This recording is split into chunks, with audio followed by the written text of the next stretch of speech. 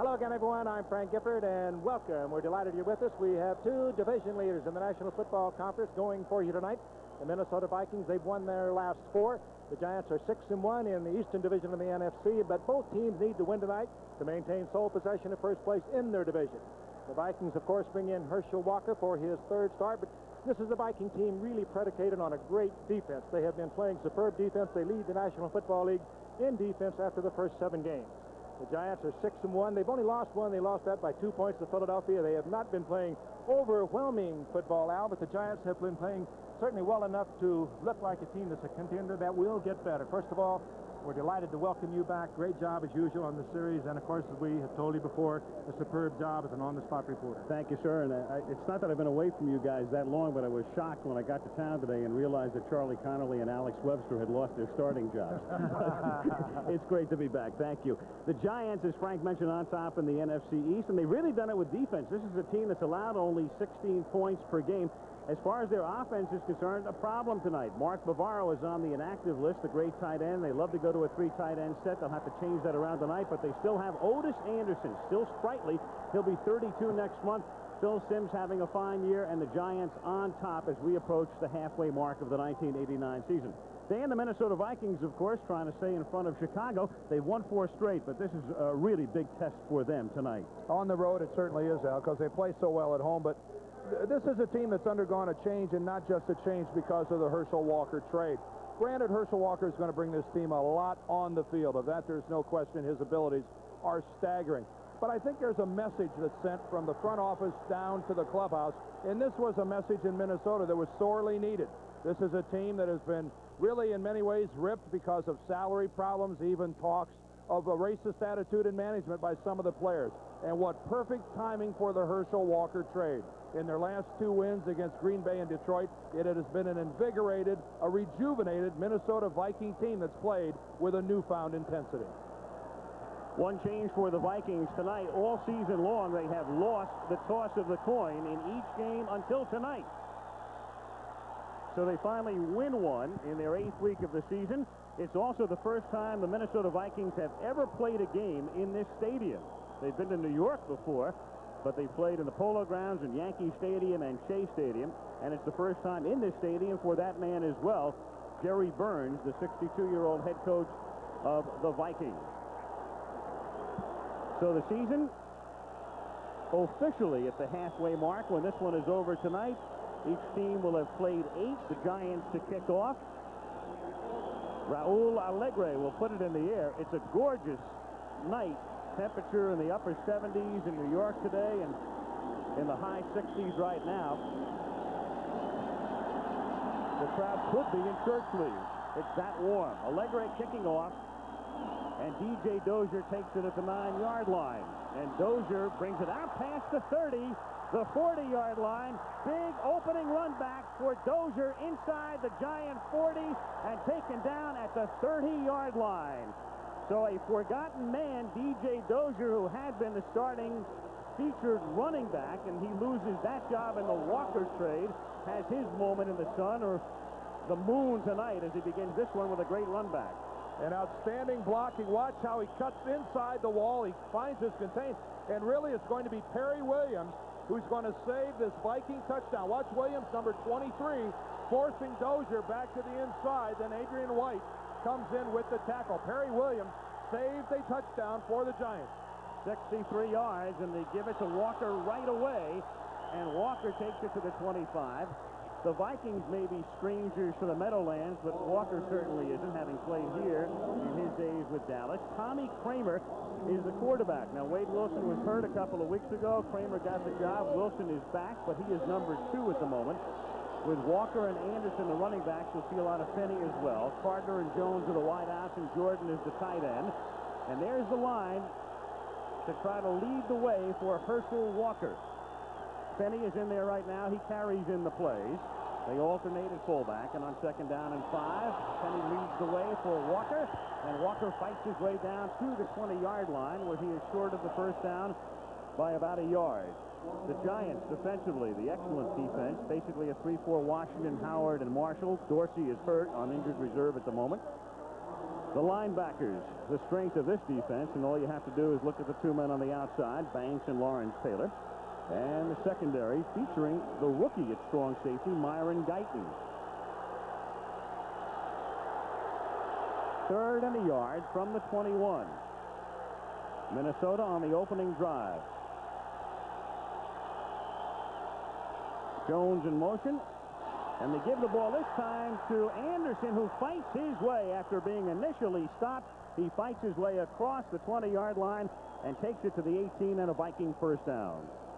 And all on the ground. And we talked to Jerry Burns last night. We asked him what a difference Herschel Walker has made to a running game that has not been all that good for the Vikings. And he was very open about it, very candid. He said it gives us confidence in our running game, even if Walker's getting 1, if he's getting 2, if he's getting 3, if he stops. We know that if we keep giving it to him, he's going to pop one and a big one, and they'll stay with their running game. And he can also do these things for you. He moves out as a wide receiver. Good receiver from out there. Split far to the left on first down from the 18-yard line. Kramer has time. Lost one over the middle, and wide open was Steve Jordan, but the pass not there. So Jordan wide open at the goal line, and Kramer misfires. Giant dodge, a giant bullet there. As Steve Jordan could not have been more wide open, and I think that may have been a situation where Tommy Kramer thought too much before he threw this ball. He tries to touch it in there and just overthrows Steve Jordan, a tight end with extremely good hands. And this wasn't an instinctive throw from Kramer. I think he thought about it a little too much. And perhaps Jordan also, a Pro Bowler a year ago, he wouldn't drop that one in 10 times if he tried. On 2nd and 10, Kramer again. Time again. And throwing into the end zone. It's picked off in the end zone by Terry Kennard.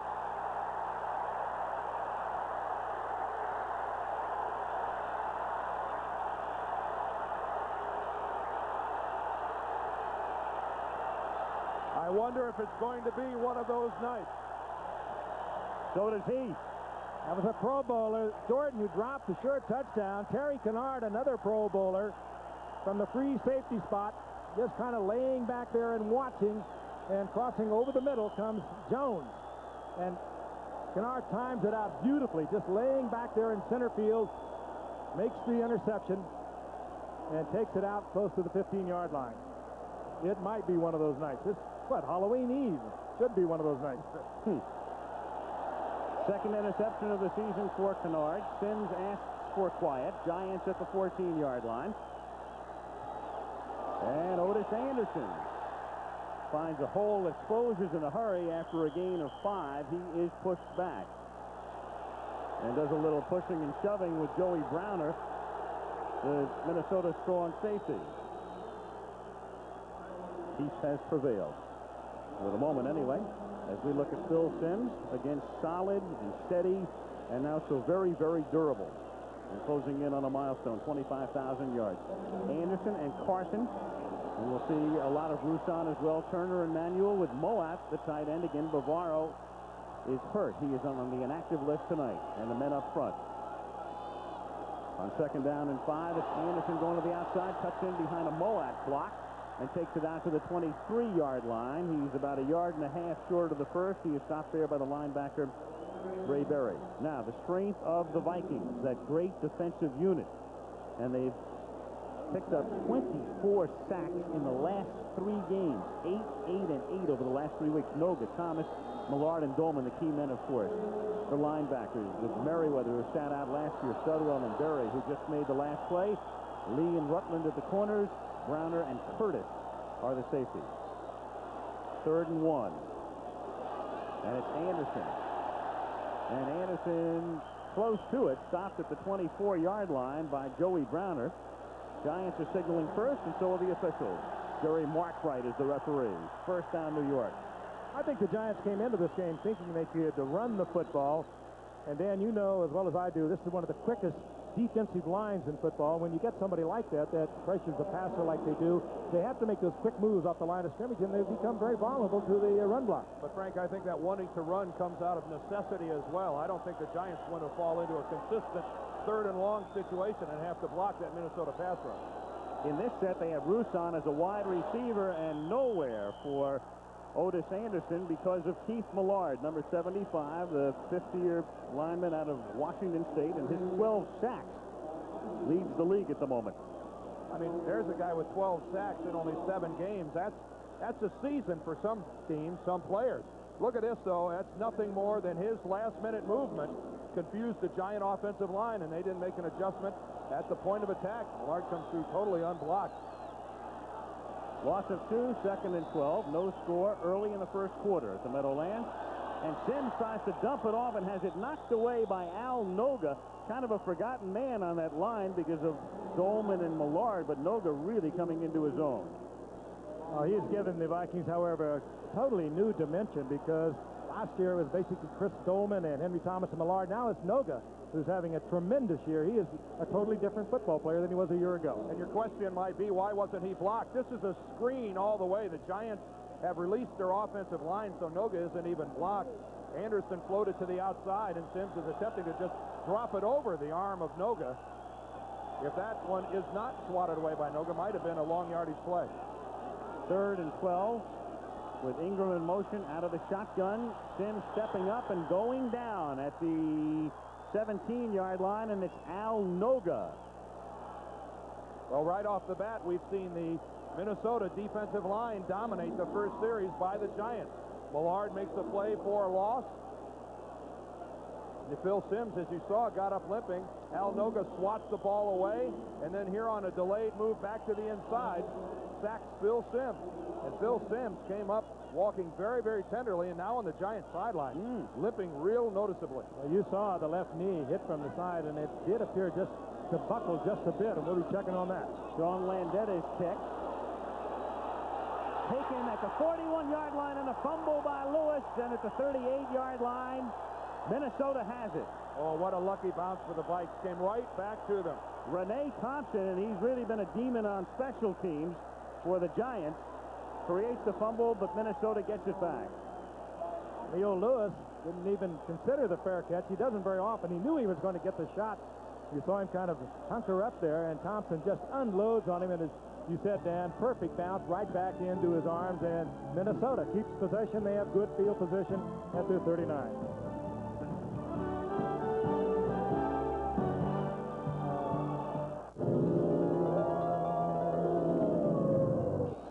9 minutes and 22 seconds remaining first quarter, and that's the big story right now. What about Sims, who came limping off the field? The other Giants quarterback is Jeff Hostetler. They have a third as well in Jeff Rutledge, but he is inactive tonight. So Minnesota ball. Rick Benny's first carry of the night brings him out to the 47-yard line, where he is bumped down by Gary Reasons and Mark Collins. And there is Hostetler loosening up just in case. Watch the right leg of Phil Sims. Now there's a hit by Noga. See the right knee and ankle kind of caught underneath. Now Phil's able to kick it out and get it up off of the turf and get out from under it, and that's why it wasn't any more serious than it is. But Phil's still over on the Giants sideline trying to shake it off, and Frank, one of the toughest quarterbacks in the league, is showing a lot of pain right now. I was going to add that if anyone could get back in there, he will, because he is one tough cookie. 2nd down and 2. Big hole for Walker. He exploits it. Flag goes down. First penalty of the game. Herschel takes it to the 47-yard line. Jerry Markbright will tell us about it after discussing it with the headline. And the call is against Minnesota, so that will negate the first down, to the chagrin of Jerry Burns. Jerry Burns has been around a long time. Holding number 85, offense, 2nd down. Burns only in his 4th year as head coach of these Vikings, but he's been a coach forever with the Packers back in the early 60s. That's Brent Novoselsky, one of the tight ends. Watch him come down to the inside, and his left arm encircled the leg of Carl Banks and dragged him to the ground, and that negated a nice play and a nice game by the Vikes. It is 2nd down and 12 now from the 37-yard line. Kramer pays the price. You get the feeling. Darrell Ingram, the tight end, came across the line. Well, actually, Darrell Ingram, the tight end, moved, and I don't know who was first. Yes, we know, Jerry. Yes. Well, that better. Tommy Kramer was jawing from behind to Jerry Markbright. He could have done an unsportsmanlike conduct possible. foul. Yep. He might have. Now, Lawrence Taylor is the giant to that side, and Darrell Ingram is the Minnesota Vikings. Hey, when you get Lawrence Taylor in front of you, you tend to do a lot of things, and Lawrence is protesting himself now that he was drawn on.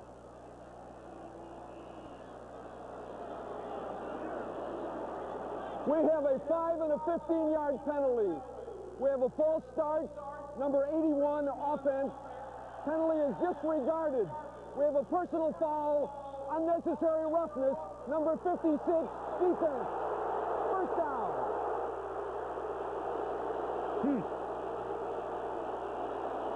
Well, Jerry Obviously, the foul, they felt he could have pulled up on that, did not have to do what he did. First of all, Jerry Markbright says 81. He's talking about number 86. Number 81 is Anthony Carter, split all the way to the outside. There's Darrell Ingram right there in the middle of your screen. Now watch him rock back. There's the movement. Now Lawrence Taylor moves on that. That's the penalty against the Vikings, but boy, that flag against Lawrence Taylor, unnecessary roughness coming in from behind. I'm not so sure about that. Neither are the Giants fans here at the Meadowlands. End result is a first down at the Giant 48-yard line with Hassan Jones going in motion. Kramer freezes the defense off the play fake and then hits Jones at the 29-yard line in traffic for a first down. Now, the only thing I want to speculate, and I can't tell being up here in the booth, is whether or not Jerry Markbright was blowing the whistle down on the field and felt that Lawrence Taylor should have stopped before he got to Tommy Kramer. That's something that's impossible for us to ascertain. Jerry Markbright knew, and of course there was no contact made, so why should he have blown the whistle? You saw Sims being worked on the far side with Hostetler continuing to loosen up. And we'll find out, obviously, when the Giants get the ball back. Right now, Minnesota at the 28-yard line, and Walker going to the outside and going nowhere. He is stopped by Gary Reason. Washington also in on the play. I think just about everyone knows that is not the long suit of Herschel Walker in at least in his days as a professional football player, taking it to the outside. He's not a good slashing cutback type of runner. His best efforts come from that deep in the I formation where he goes tackle to tackle and accelerates and blows by you. He's really not the sweep man and doesn't run this sweep in a classical way. We saw his numbers. Those are the combined numbers this season as a Viking in the two games. He came in tonight averaging 6.2 per carry. On second down and 10. Kramer fires to the outside, hits Jordan, and he takes it to the 11-yard line in the first down. Gary Reason makes the tackle, and there is Sims as his defensive unit right now is being pushed back again. The Giants were able to stymie the initial Minnesota drive on an interception by Kennard. Bill Parcells' team, by the way, has not given up a single point in the first quarter this season. Something miraculous is going to have to happen here quickly for the Giants for that not to go by the wayside. 6:34 to go. No score. First and 10. Vikings at the 11-yard line, and they give it to Fenney. And Fenney on a second effort takes it to the 9-yard line where Gary Reason makes the tackle. Second down. Talking about Burns, he was an assistant under Lombardi before he joined the Vikings some 18, 19 years ago. He was around for a long time, coached the defense, and was the offensive coordinator. So he's seen it all come and go. When you talk to him, you certainly get the feeling that he has seen it all. He's not the excitable type, is he? He's got it together.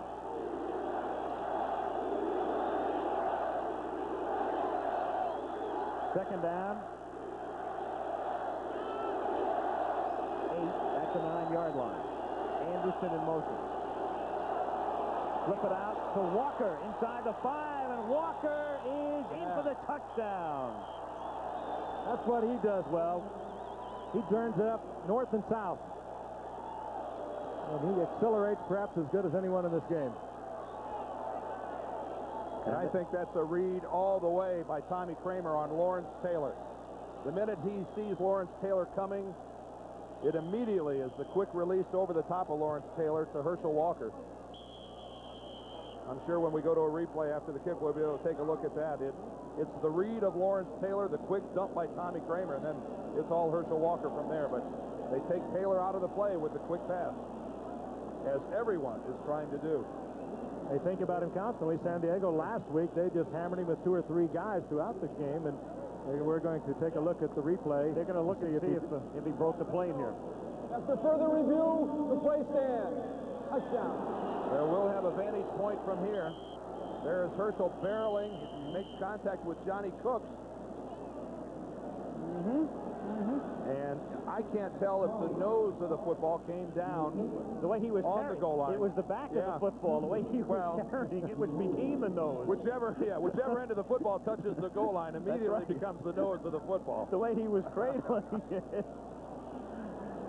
It was turned around. They're going to look at it again. It's a funny thing. They said it stands. Then we showed that replay. Now they have asked for another delay, apparently. Take another look. The back of the football becomes the nose of the football here. If any part of that ball crosses that white line, well, I don't know. There is no way you can see enough there to overturn the officials on the field. You see the laces, and there's the point of the ball. I think that's a touchdown. Well, it was ruled a touchdown, Al. Yeah. So if it was ruled not a touchdown, I don't think we see enough to overturn it. L.T. Bonner is the replay official. And Commissioner Paul Tagliabue is on hand tonight, getting his first taste of what's going on with the replay. It still stands. And it will stand. There's no way they could turn it over. That was That was the decision. Rich Carlos, the former Bronco who couldn't come to terms with Denver, and then Minnesota picked him up shortly after the season began. Out of the hold of Bucky Scribner, and for the first time in 1989, the Giants have yielded points in the first period. We have 5:45 to go in the first at the Meadowlands. Minnesota on top by a score of 7-0 on a hot night in New York, the Meadowlands. Get a lot hotter if Phil Simms is hurt. Carlos kicks off, and a bouncing kick. And that goes out of the end zone. So the Giants will take over at the 20-yard line. And it appears that it will be Hostetler who is coming in. So Simms was walking around on the sidelines. They checked his knee. He changed his shoes, but he can't come in, at least for this series. Hostetler guides the Giants when we come back in a moment.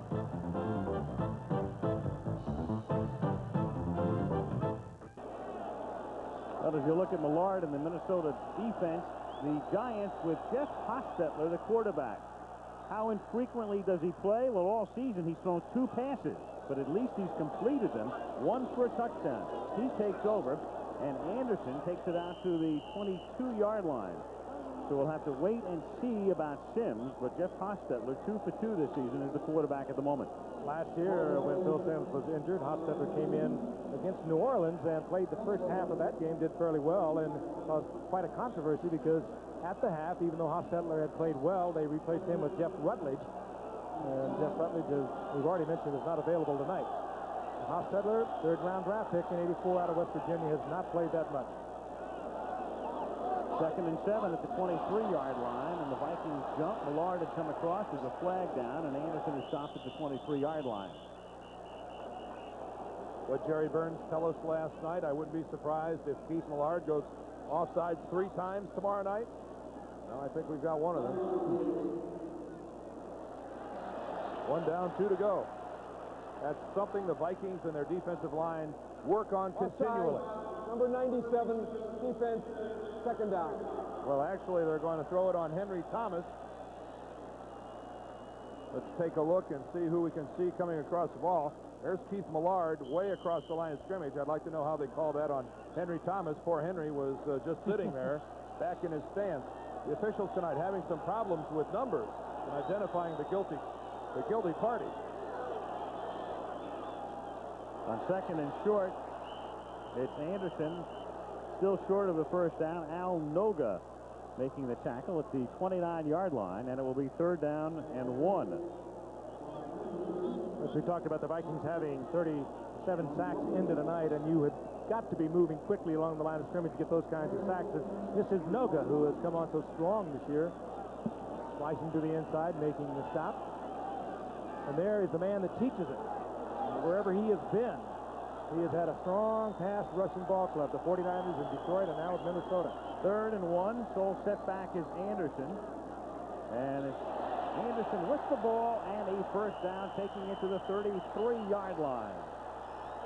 Going straight up the middle, in behind Oates and Roberts and Moore. Stopped by Studwell and a first down with 3 minutes and 49 seconds to play in the quarter, and Minnesota leading 7-0. How much more of a burden with that man Phil Simms out? Keep in mind Mark Bavaro is not playing tonight. How much more of a burden now does Otis Anderson have to carry? You get the impression it'll have to be the Giants running game, and that's what we have for you next Monday night. The Saints out at Candlestick against the 49ers, but O.J. Anderson has got to carry more than his fair share tonight. Fake to Anderson. Hostetler's first pass is rifled complete to the 50-yard line to Lionel Manuel, who was covered well, leaps up, makes the play, first down Giants. 17-yard gain. Manuel, the best of the wide receivers for the Giants. He has the best moves. Here he works against Carl Lee, the Pro Bowler. Lee good on the man-for-man, and he gets called upon to cover man-for-man, but Manuel squares it off, and Hostetler fires it. A perfect shot right down the middle, and more importantly, he had the time to get rid of it. He certainly did, and as you can see by the trajectory on that ball, Hostetler has a fresh arm. That ball just snapped off his finger.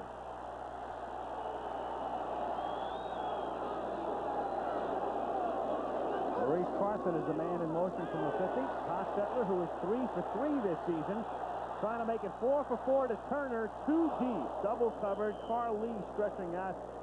Can't make the interception. Now they'll take that one back to the drawing board because Odessa Turner was covered well. He was covered so well, Odessa Turner decided just to forget about it.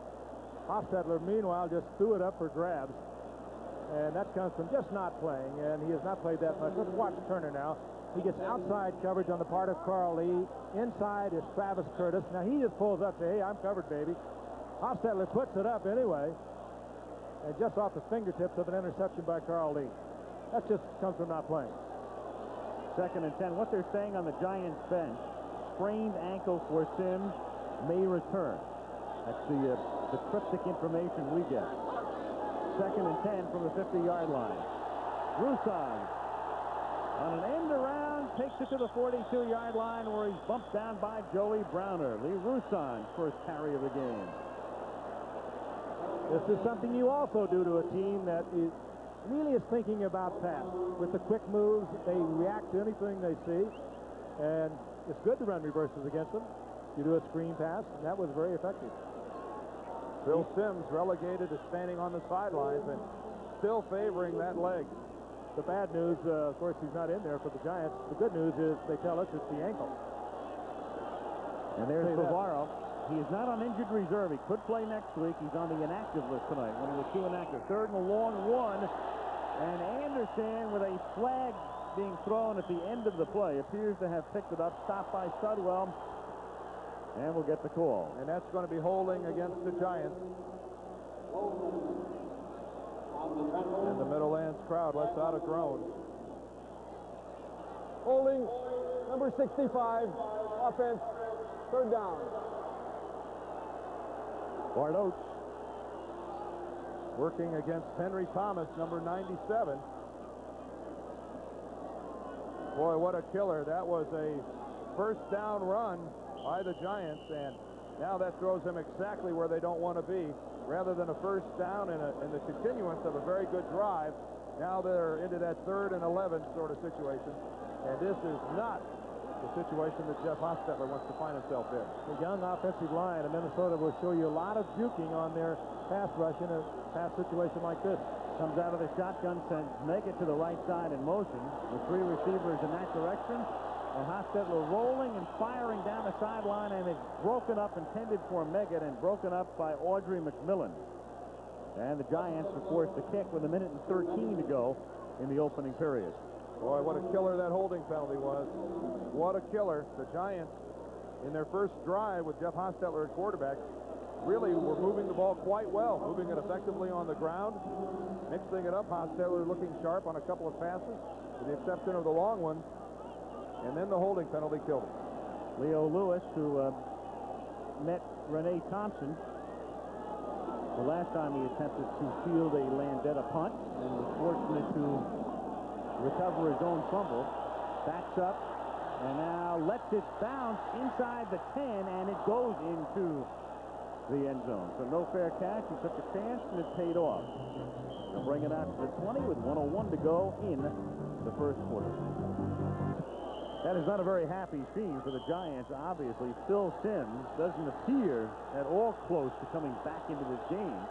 George Young, the general manager, and the vice president, looking on right now. His team down to one quarterback and down 7-0, and the Vikings have the ball at the 20-yard line. Herschel Walker looks for room and picks up about 5. He's finally wrestled down by Gary Reasons, and we have a marker.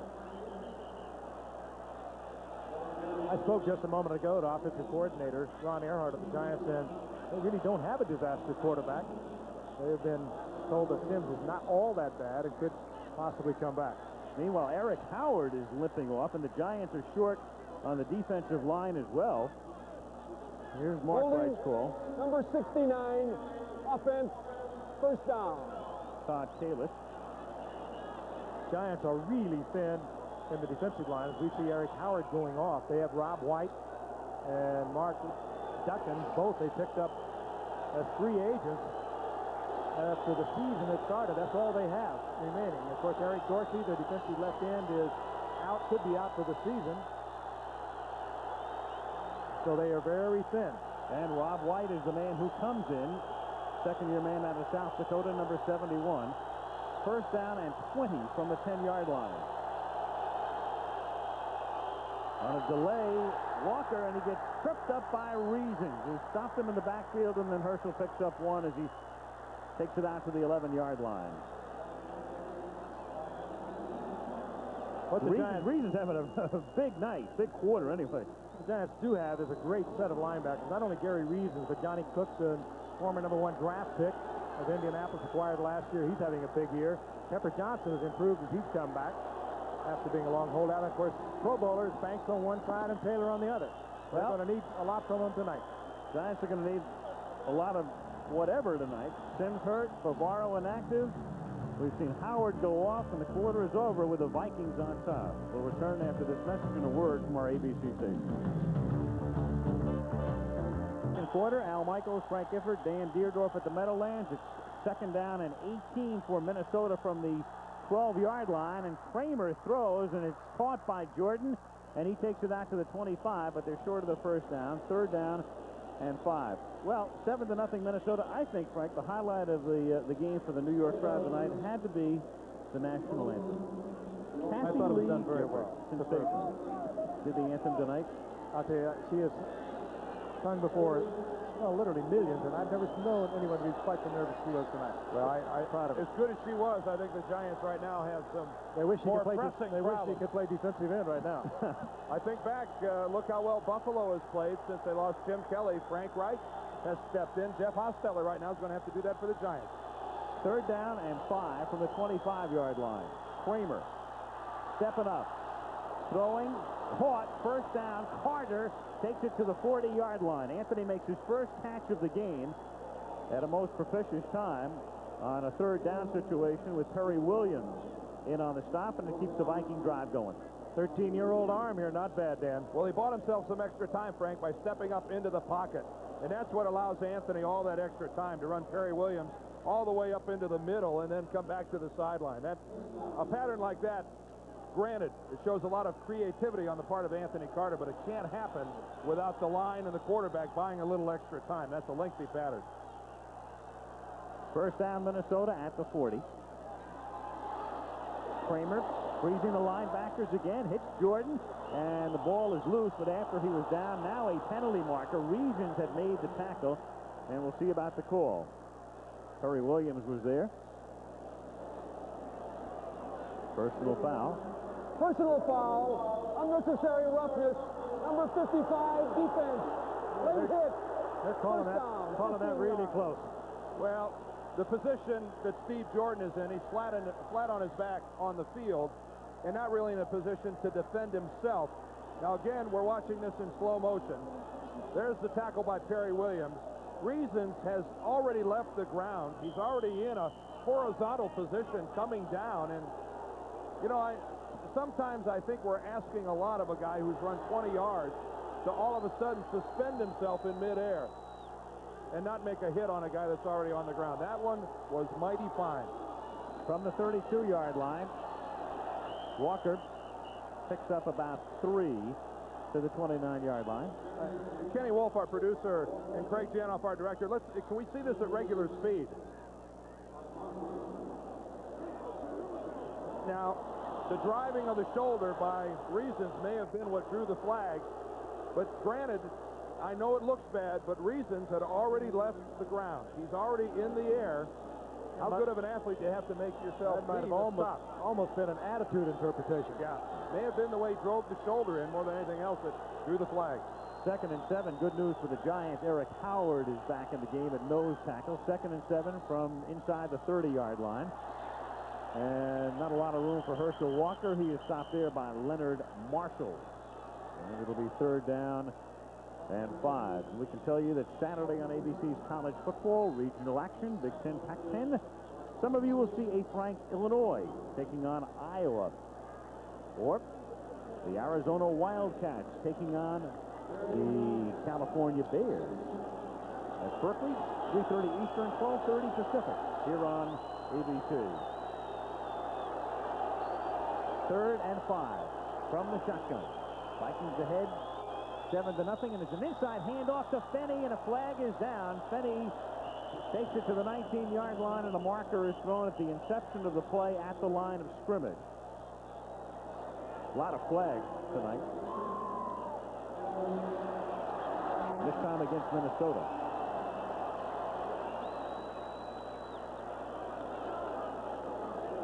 Full start, number 69, offense, 3rd down, no play. That's another penalty on Todd Kalis. And I don't think there's any doubt about it. He snaps his hand up before. Look at Kalis at right guard. He's the 2nd guy in from the top, and clearly he's in movement before the snap of the ball. And on a false start, the play never existed. The clock goes back to where it was. And now it's Minnesota's turn to have a 3rd and long. Out of the shotgun, they put it at the 33-yard line. It's 3rd down and 11 as Kramer is in trouble and checks at the 45. Leonard Marshall. Marshall gets the sack. Give Lawrence Taylor an assist. He drove it inside, picked up a couple of Vikings. They are always concerned about Lawrence Taylor. Working on him, freed up Marshall. They get the sack. You're right on it, Frank. Here's Leonard Marshall. Here's Taylor. Watch Taylor drive in and take both of these Vikings. The loop to the outside by Leonard Marshall will then be wide open. There's Taylor, takes Zimmerman to the inside. He picks off Randall McDaniel, the left guard, and that just makes it as easy as pie for Leonard Marshall coming around the corner. Good teamwork between Taylor and Marshall. Bucky Scribner to kick. Dave Megan at the 10-yard line, and the play clock has run down to 0. It's the type of situation where the Vikings really don't mind the extra 5 yards at this particular point. If anything, it's probably a plus. Yep. It's going to allow the kicker to take a full swing without having to worry too much about driving it into the end zone. And the Giants, of course, can decline it. They can That's what turn we're it talking about down. right now. Delay of game, offense, 4th down. It's sometimes easier for a kicker to kick a little further than try to hang one up and time it out perfectly so it'll settle in about the 10-yard line. Now Scribner can kick it away. But the Giants have elected to take it. They got a marched up dangerous to 5 return, yards. man. They want Meggett to handle it. Averaging over 11 yards of return. Agreed. He stands at the 10. Scribner's going to angle it to the near side, but it won't come close to getting there. Instead, in the middle of the field, Meggett drops it at the 11-yard line, and down he goes back at the 7-yard line. Like I said, very dangerous. Novoselsky makes the tackle. Giants take over deep in their own territory. They trail by 7 with 10:26 to go in the half. He's got a lot of people in the palm of his hand. Speaking of people that can sing, he's not too bad. Yeah. Well, tonight, it really boiled down to where Giants now are going to have to play mistake-free football. Like with Phil Simms out of the game, their end of the field like this, they're going to be very cautious. And this drive begins with Maurice Parson losing to Keith Millard. Bursting through to drop him back at the 5-yard line. So the Giants already pinned deep, or now pinned deeper. It'll be second down, call at 11. With a little bit more than 10 minutes to go in the opening half. Well, we knew coming into this game that one of the critical factors for the Giants was could they handle the stunts of the Minnesota defensive line. And even when they weren't stunting, was Elliott going to be able to handle Dolman one-on-one? Is William Roberts going to be able to deal with Millard? Second and 11. Hostetler lofting it down the sideline and too deep. Turner was covered. He looks back and says, hey, Rutland should be flagged. And the official says, not even close, pal. Rutland should be applauded for all-star coverage. Reggie Rutland, as a cornerback, could not possibly cover a fly pattern any better than he smothers Odessa Turner down the sideline. This speaks for itself.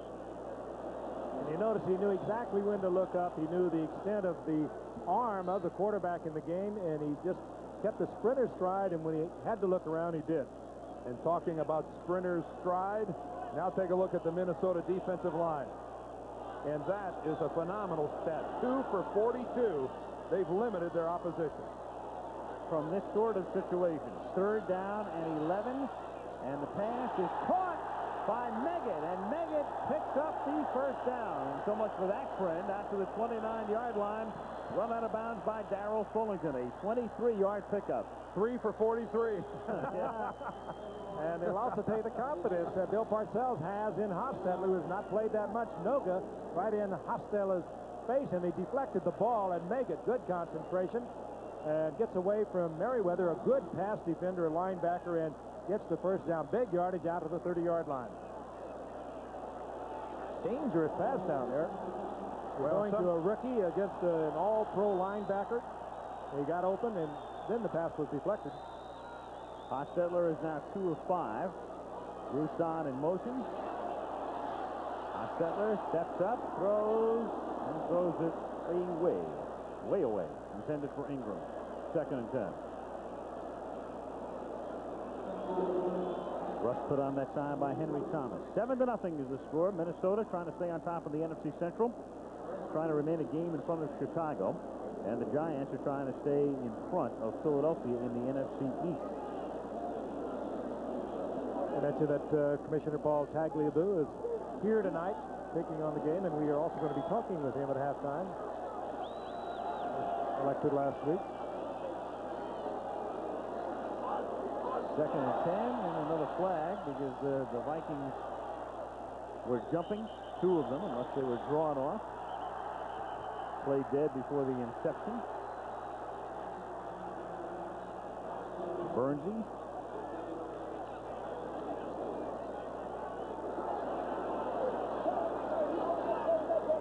Take your pick, Noga or Millard. How many offsides did Burns tell us he thought his team would have tonight? He thought Millard would have 3 all by himself. Millard's had 1, even though Henry Thomas got blamed for it. This time, the whole right side of the Viking defensive line was moving. Ball start, number 15, offense. Second down. Oh, and they're going to say that it was Hostetler that, in his cadence, must have rocked, must have in some way drawn the Vikings offside. You be the judge. Oh, and they're going to say that bobbing of the head. Whoa, they're calling this one tight. And the folks here in New Jersey are not happy. Oh, they're calling it tight. Well, Jerry Seaman, referee, is aware that the commission is here tonight. Well, the quarterback is not allowed to bob his head. Now, he's not allowed to make that flagrant motion to intentionally draw a team offside, but ooh, that was a subtle move of Hostetler's head. Hostetler probably asked him, you ever see Elway? Man, and there it is again.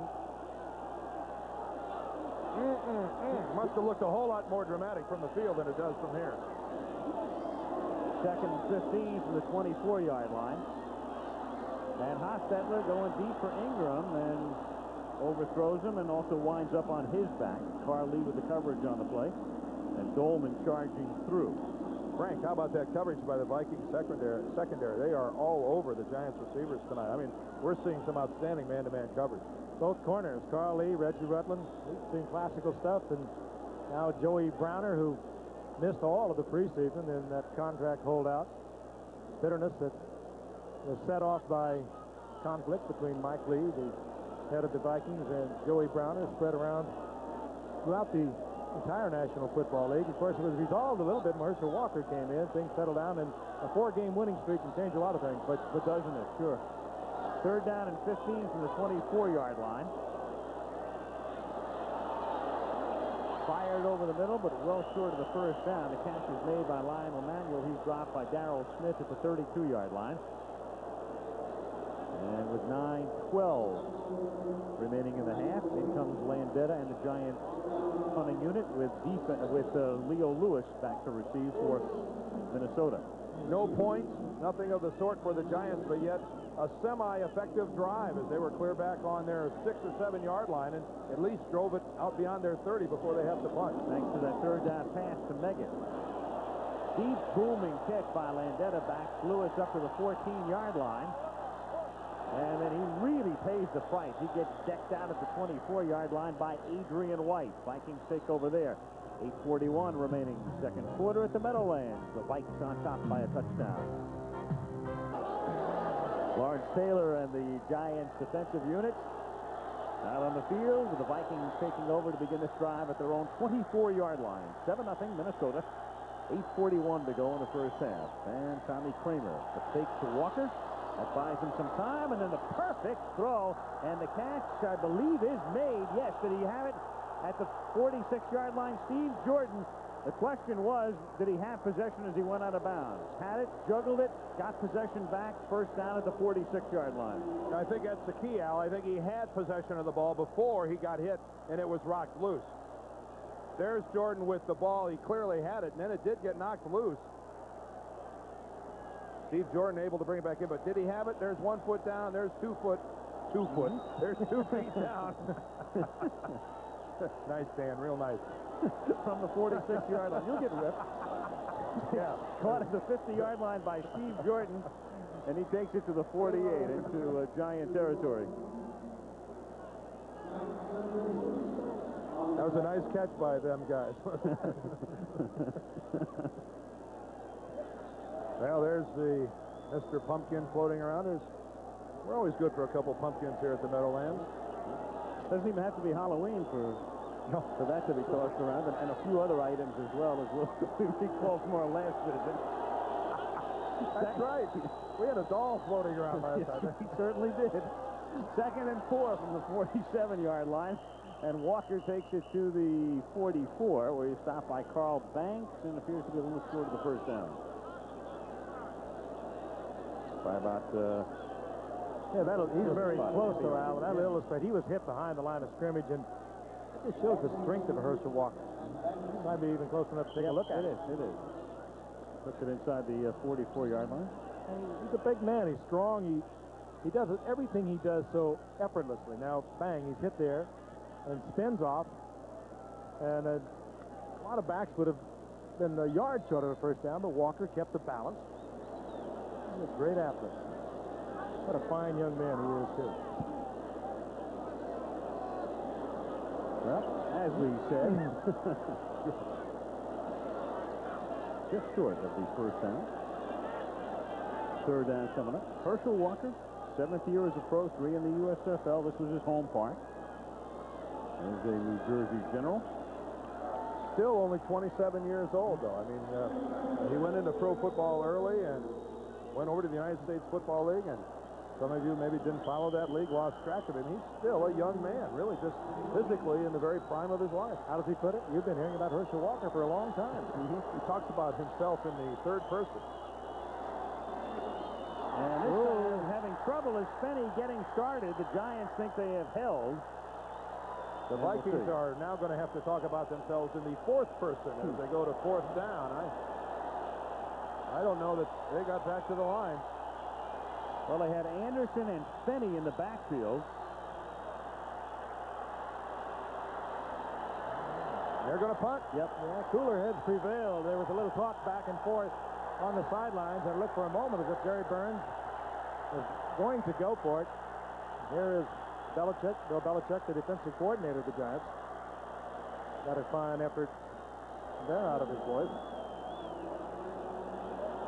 And the Vikings to kick. With Scribner setting up at his own 40-yard line.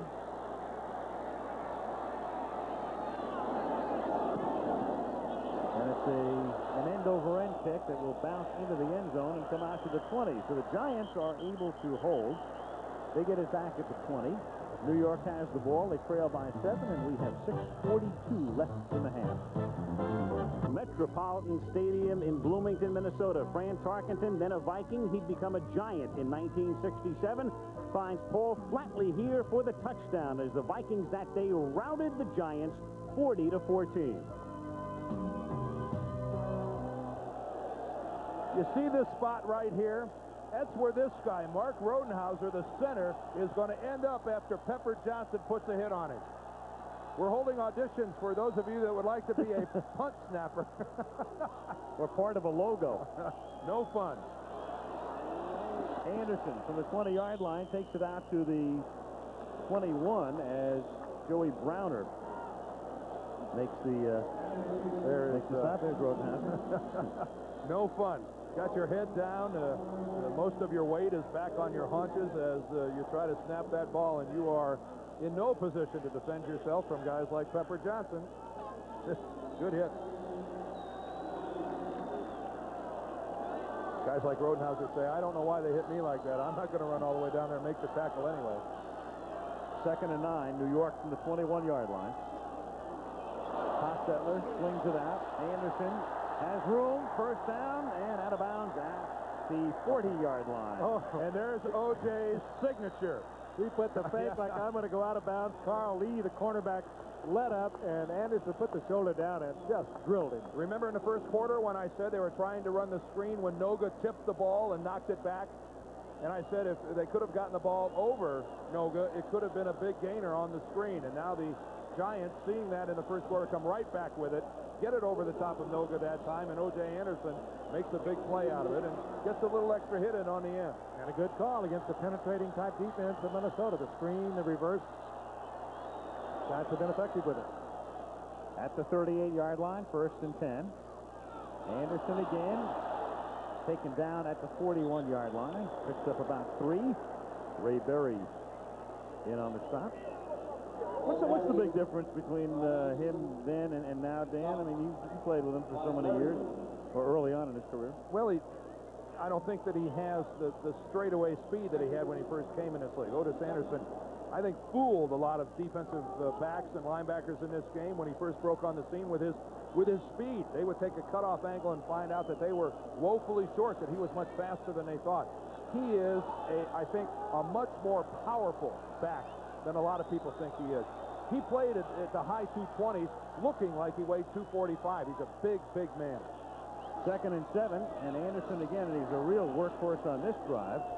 And he's out to the 43-yard line. He is stopped there by Ray Berry, no relation to the New England coach, and Scott Studwell also in on the tackle. Talking to Bill Parcells this week about Anderson, he said, keep in mind, he hasn't done that much for the last 3 years. The Giants acquired him in a trade in '87.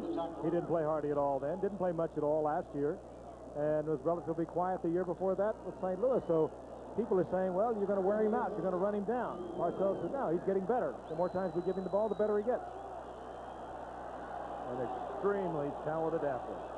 3rd and a short 5 at the 43-yard line. Well, Mark Flag is Ingram. down because Ingram was going forward. You could see it. Turned upfield too far. Noga knocks it down. But you saw Ingram, number 82, in motion going forward. Yeah, I'm beginning to start a fan club for Al Noga. What a difference a year has made for number 99. He is, and also he has totally changed this Vikings defense. Great speed, great quickness. Remember, we saw him in a preseason game, and he was outstanding in that. The penalty that time was called against number 81, Stacy Robinson. Did you not hear 81? I thought he said 81, but he called somebody's number before as well. I think the officials are batting 1,000. Yeah. They have missed every number tonight on a penalty. That was clearly number 82, Mark Ingram, going forward at the snap of the ball. Right. I think Robinson was in Passaic on that last play. Now we're going to get geography in New Jersey. Right, yeah, Parsippany, you got it. Here's Lancetta. Lewis lets it bounce, and Johnson picks it up, but Pepper, baby, it's dead at that spot when you do that. 34-yard kick, 3:46 to go in the half. Back in a moment. 3 minutes and 46 seconds remaining in the first half at the Meadowlands. Phil Simms out of the game. Twisted ankle. Hostetler's been the quarterback, and right now the Giant defense is out on the field as the Vikings have it at the 33-yard line. And as the half draws to a close, each team with its full complement of timeouts remaining. 7-0 Minnesota from the 33-yard line. Tommy Kramer has to retreat, tries to set up the screen, and boy, was he ever lucky. Lawrence Taylor. What a great effort on the part of Taylor. And he almost got 6 points out of it. And if you're going to run a screen, run it at Taylor so he doesn't chase it down from behind, and that's exactly what the Vikings tried to do, but I don't think they counted on that extremely good effort by Lawrence of getting up and batting the ball away and almost then intercepting it. The right hand up, he comes back down, doesn't go to the ground, and then dives for it and almost gets it. Reminiscent of what we saw in our opener against the Redskins. 2nd and 10.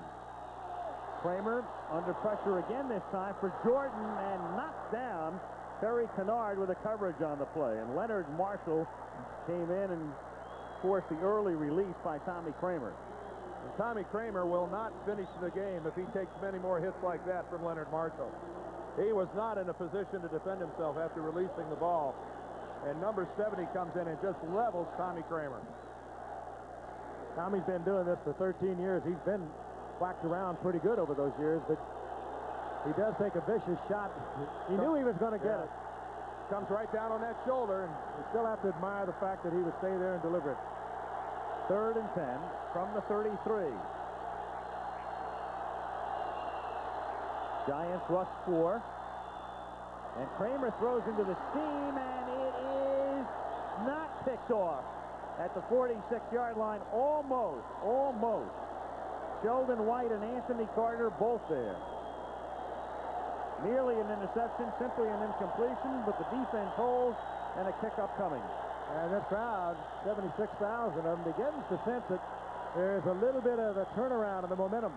Pressure on Kramer. Kramer now twice throwing it into a crowd. On 2 consecutive plays, a ball that could have been intercepted. That time Kennard had company. Perry Williams was there. And then the ball bounces right up to Sheldon White, who tried to make it look like he picked it off in the air, but the official saw it. That's Wade Wilson, number 11, broke a knuckle in his left hand 3 weeks ago. Played a little bit last week and could go if they wanted to change quarterback. He's healthy, and Jerry Burns said, hey, you know, the opportunity comes.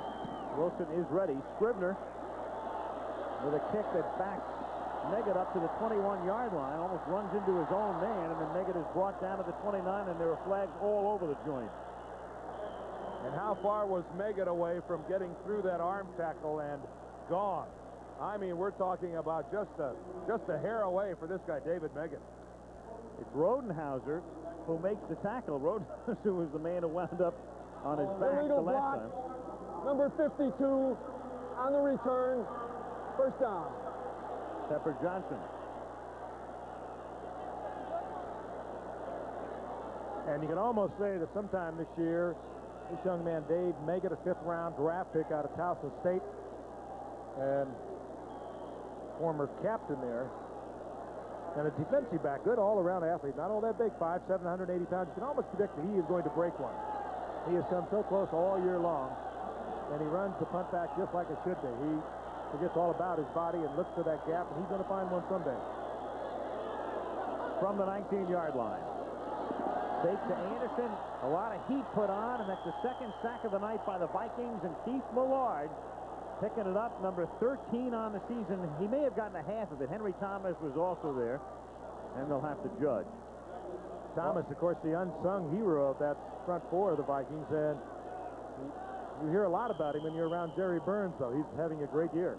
Well, Thomas goes around and gets the first shot, but he misses it. He misses it cleanly, and Hostetler is still alive, so I think the entire sack will go to Millard. Yep. That play is still alive, so credit, that's a full one for Keith Millard, as Al said.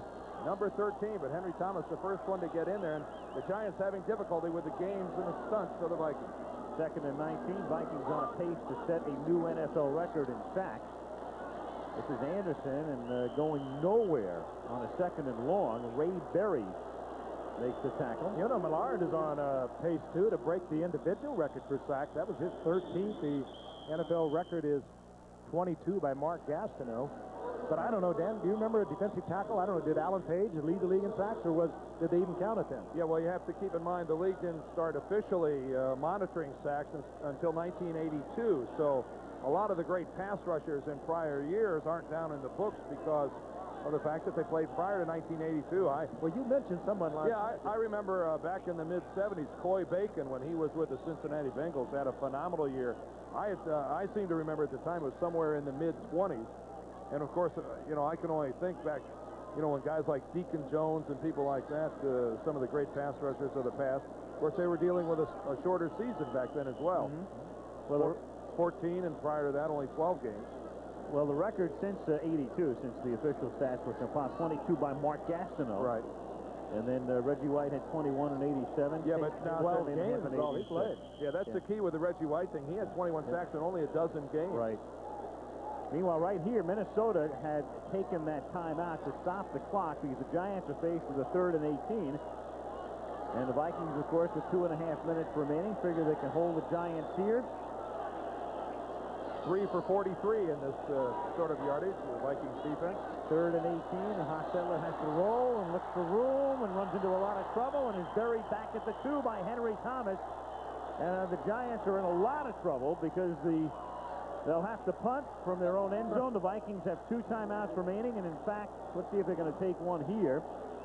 Because the free one comes up at the 2-minute warning. Well, it's Henry Thomas and Keith Millard playing let's miss the quarterback and let the other guy get the sack. That time Millard misses Hostetler, and Thomas comes in late and gets it. And dangerously close to a safety. And now there's Millard. Boy, he almost gets the sack, and then it's Henry Thomas that comes in and wipes it up. So tit for tat here for Millard and Thomas at Jeff Hostetler's expense. 2-minute warning.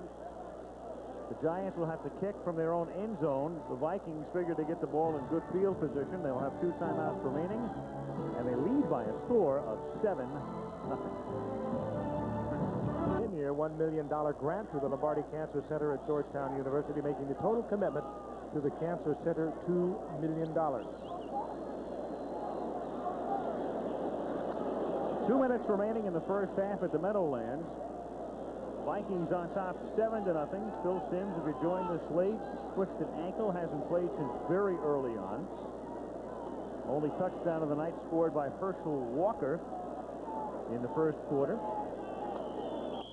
Hostetler has been the quarterback. There is Simms, who has not gone back to the locker room but hasn't played since early on. And Landeta now to kick from his end zone with Leo Lewis set to receive near midfield. And Lewis calls for a fair catch, makes it at the 40. So the Vikings have it in great shape at the Giant 40-yard line with 1:54 and 2 timeouts remaining. Now here at the Meadowlands yesterday, there was a game, the 49ers and the New York Jets.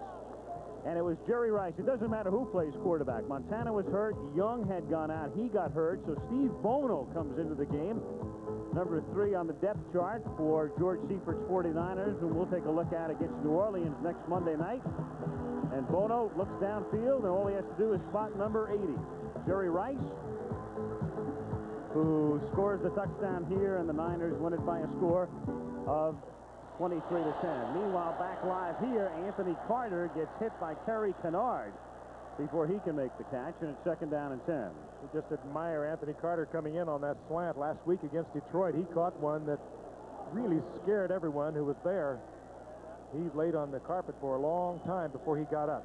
We Took a shot very similar to that. Well, he took the one shot from that direction, and then from behind, I think it was Chris Spielman that came in and really took his helmet off and got caught in the sandwich. But right there, give a lot of credit to Terry Kennard. That would have been a Viking completion, and his good play broke it loose. Herschel Walker is split to the left. He's a wide receiver in this set, with Carter going in motion on 2nd down and 10. Kramer throws over the middle. It's a short gain to the 37-yard line. The catch is made there by Hassan Jones. And it will be 3rd down and about 7. Just to follow up on that Jets game yesterday, the 49ers now 7-1. The Jets are 1-7. I got the feeling the New York Post didn't appreciate the Jets' performance yesterday. The headline of the sports section today was Green Slime. Joe Walton is really struggling with the Jets, and the Vikings being very deliberate here as the clock moves towards about 1:10, taking their time. They still have 2 timeouts remaining. Gustafson goes in motion on 3rd down and 6. And Kramer, under pressure, throws, and that's a 1st down as Anthony Carter squeezes between 2 defenders to cross the 30. Banks and Collins were there, and the Vikings now will take a timeout with exactly a minute remaining in the half. They lead 7-0, and another highlight from yesterday at Cleveland. Wild game where the Browns were rather ineffective in the first half, and then they really turned it on in the second half. And of course, Eric Metcalf, the rookie, he can do it all as he takes Kozar's toss, and then he himself throws one into the end zone. Reggie Langhorne doing his thing for the dog pound, and the Cleveland Browns defeat Houston by a score of 28-17. Actually, 2 different games. Houston totally dominating the first half of that game, and then Cleveland coming out particularly on defense. Michael Dean Perry, what a game he played for that Cleveland defense. At the half, another look at some of our greatest moments. Monday Night Football. Paul Tagliabue, the new NFL commissioner, will be along. Trick plays we're going to vote on. Very appropriate at Halloween. We have our own pumpkin, so don't go away. 1st and 10 to the 28-yard line, and Kramer gets sacked at the 35-yard line by Leonard Marshall. His 2nd. Clock is momentarily stopped on the sack. Now, again, the Vikings are down to their final timeout, and they'll restart the clock here in just a moment. And the Vikings again go back into the huddle. Now the clock starts. Boy, I tell you what, they gave the Vikings a nice little break there. Normally they start that clock a lot sooner.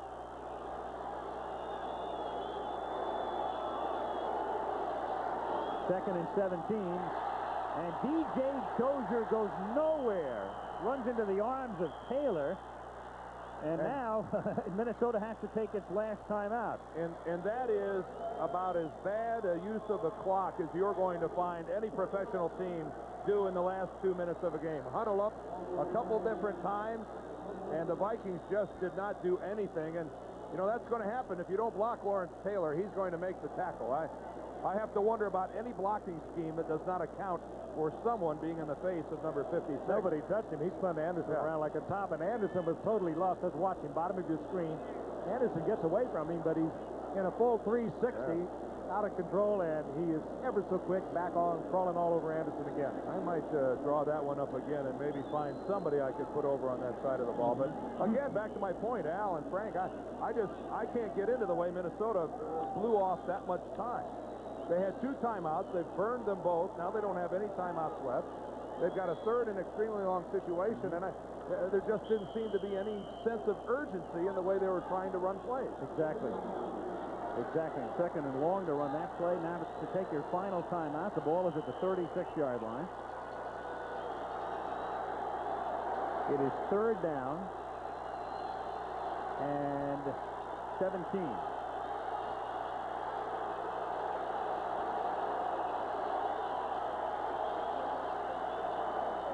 And again, they run it through the middle, and this is Rick Fenning, and all they're really trying to do now is set it up for a field goal attempt by Carless.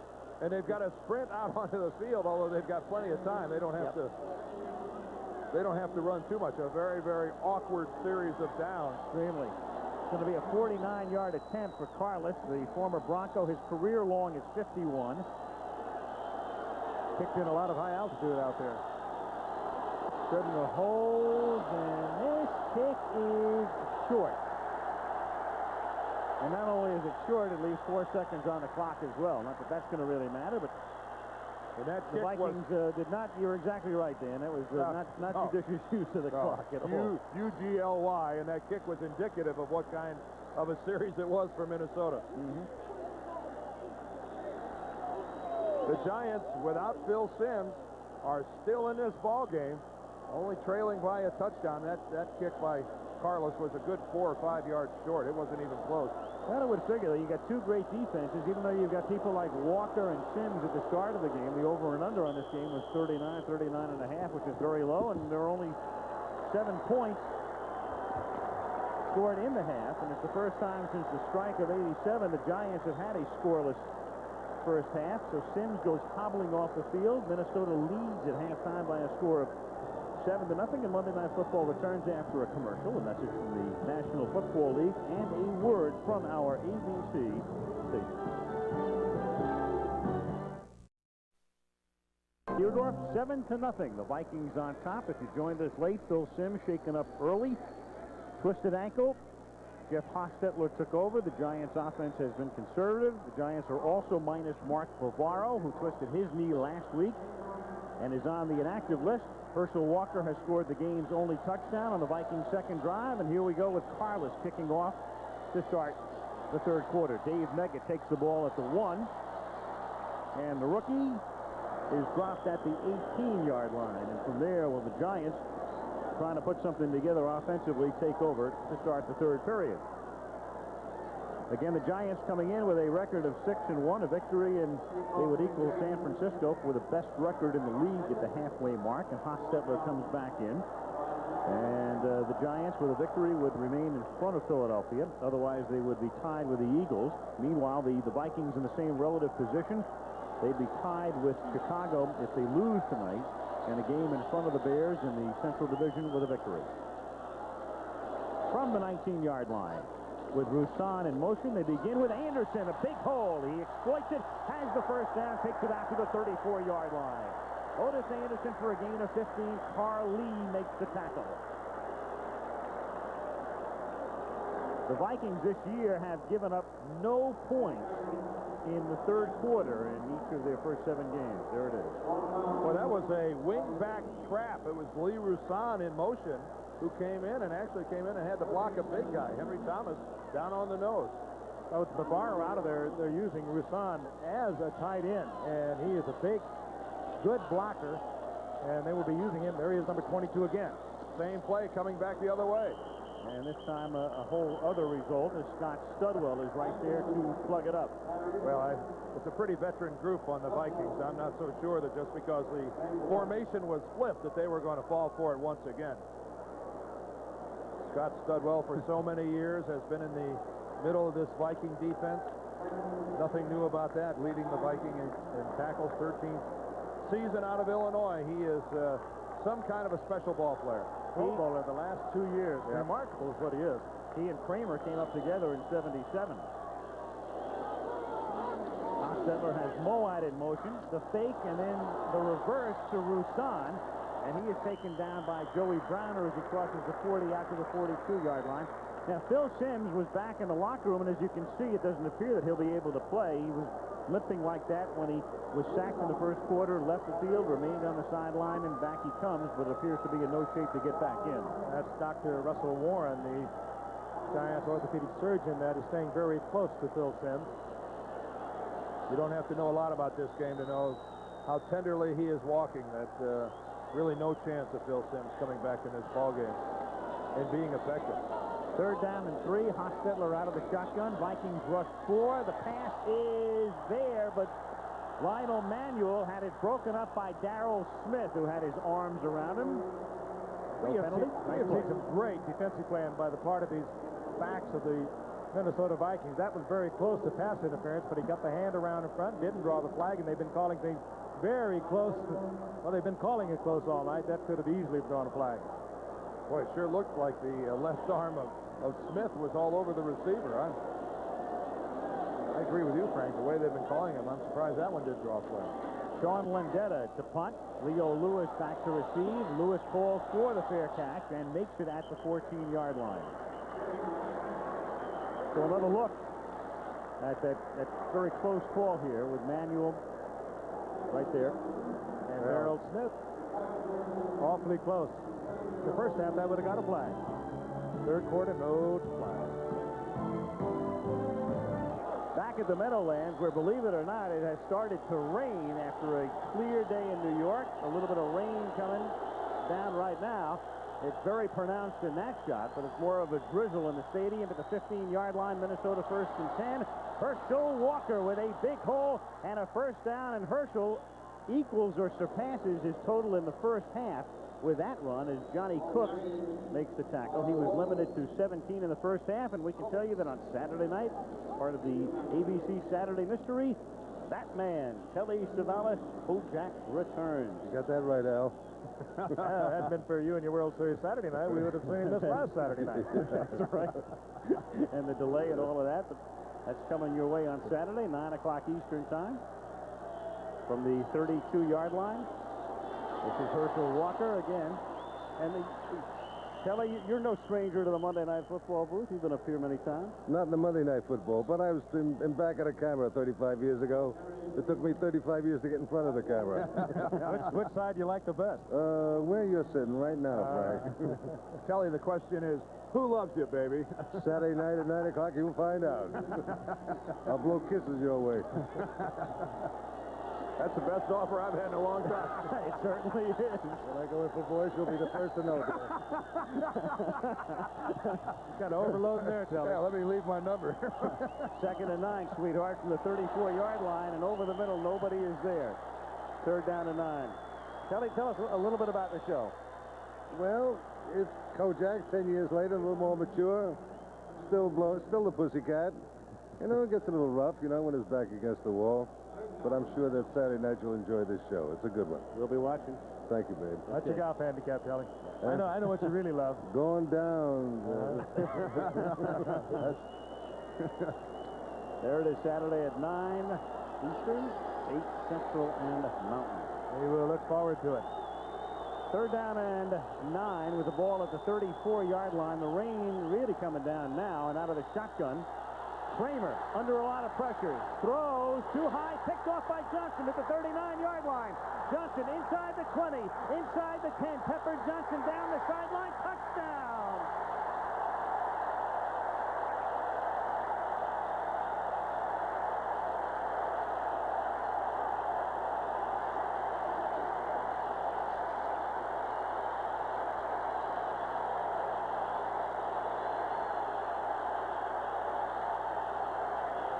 Pepper Johnson makes the big play, and he has been all over this football field all night long. What a run he put on at the end. It bowled right over Irwin and quarterback Tommy Kramer.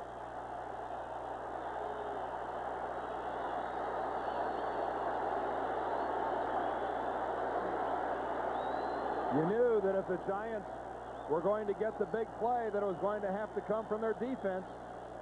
With people like Sims and Mark Bavaro not playing, and like all great football teams, when they need a big play, more often than not, their defense comes up with it. Mark Collins really made it happen with the corner blitz, forcing Kramer to move to his left where he launches a bad pass.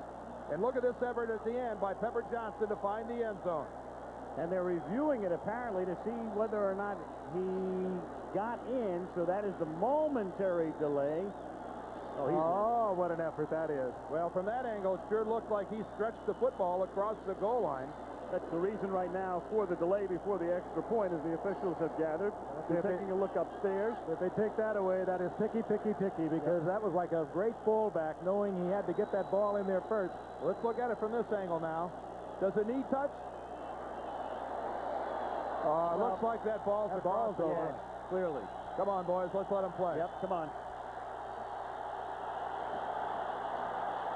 Well, maybe is, maybe isn't, maybe is. Maybe isn't. How'd we call the last one? Well, I like instant replay, but this is where it really gets a bad name. I mean, how much more evidence do you need? That's a great effort. Look at this on the right. To give... Now look at him lay out. Look at the ball go out. Oh, that's of course it stands. Yeah, come on. After 2.5 minutes. So now Landeta to try the Allegre to try the extra point. Hostetler to hold. And we're tied. So the Giants, very much like a horse that enjoys an off track, as soon as it starts to rain, they score. We're tied at 7.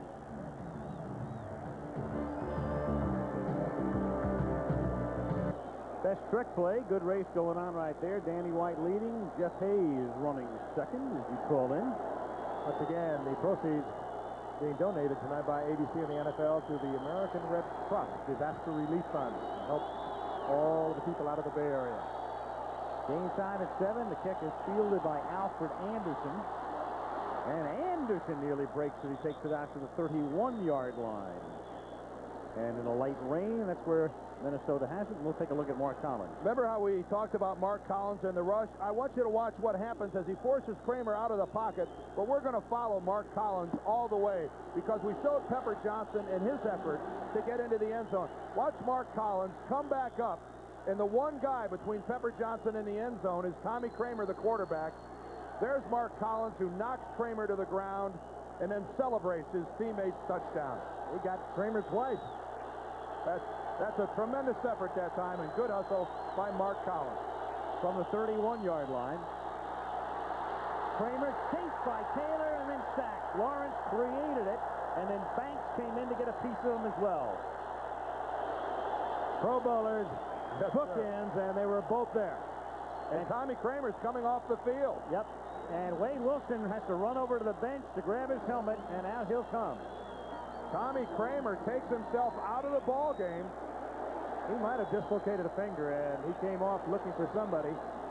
And what you do, you got to get it, just pull it back out if that's the case. And it's on his throwing hand. Oh, he's looking at his elbow, or I don't know if a pinched a nerve or something's giving him some sort of a sensation down his right arm and right hand, but Wade Wilson was in no shape, manner, or form ready to come in. Not at all warmed up. He was standing on the sidelines without a helmet. It's 2nd down and 16, and Wilson has to run out of bounds, and that serves as a little bit of a warm-up for him, just to get loose. Kramer grabbed his right hand, but it could be that he's getting a numbing sensation from the blow on the elbow. Here comes Taylor. Banks is there. Let's see how he goes down. I don't see, he doesn't get his right arm hit at all. I didn't see his right arm get any contact whatsoever, but you can clearly see him moving it. And that time Wade Wilson takes a sack, which I'm just going to blame on his being told, because the easiest thing in the world would have been for him to just throw the ball over into his own bench and not take a sack. 3rd and 22 from the 19-yard line. Zimmerman and LT on the left side. Good matchup. Play clock was down to 0. In fact, there's no play. There's no play. It was whistle dead. The 45 was down to nothing. This is what happens when you have to hustle a quarterback off the bench, and he has not had a chance to even think about getting in there. A couple of miscues already on the part of Wade Wilson, who 3 weeks ago broke a knuckle in his hand. Came back last week against Detroit and threw a couple of passes. Delay of game. Offense. 3rd down. That's right, Jerry. That's not a look of happiness. It's all in disarray at the moment. Isn't this reminiscent, Frank, of the game we did between Buffalo and the Rams, where not much happened early? It was just a tremendous defensive effort by the home team, the Bills, and then finally, later in the ballgame, they got it going. 3rd stage of that here. 3rd and 27 from the 14. This is Dozier, and they'll have to kick from deep in their own territory. Collins and Banks converged on the tackle. Good call. Give Wade Wilson a chance to get himself regrouped. you're a Viking fan, you wouldn't care much for it, but he was hustled out there without any preliminary notice whatsoever, and they'll give him a chance to settle down. And the Giants, meanwhile, should get it back in good field position. And clearly, I think to this point in the season, one of the better efforts by the New York Giants defensively. They are all over the ball. Bucky Scribner to kick.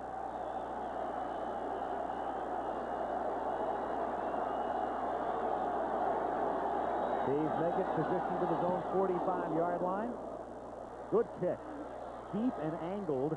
And at the 36-yard line, Meggett has nowhere to go. Audrey McMillan makes sure of that. 46-yard punt. 9:16 to go in the period. Craig Janoff, our director, Kenny Wolf, our producer, they're going to find it right here for you. Watch Lawrence Taylor in his helmet hit the elbow of Tommy Kramer. It's a very subtle blow right there, but that is right on the funny bone, and Kramer lost the sensation in his hand. Meanwhile, for the Giants from the 36-yard line, this drive begins with Otis Anderson stopped by Chris Dolman. Once you had a look at that blow to Kramer's elbow, I think anyone, whether you're an athlete or not, has gone through that. When you just get nicked on that bone and all the sensation and the tingling goes down the arm, that's exactly what happened to Kramer, who a moment ago was laughing about it on the sideline. He's still trying to move his fingers around over on the sideline. He's bending them up and down and still shaking that arm. We haven't seen him throw a ball yet. It looks like he's going to try one now. Here we go. He and Wilson both loosening up on the sideline. 2nd down and 9 with Manuel going in motion. Hostetler being chased and then throws, and no, out of bounds. Out of bounds was Odessa Turner. Can't blame the effort by Turner.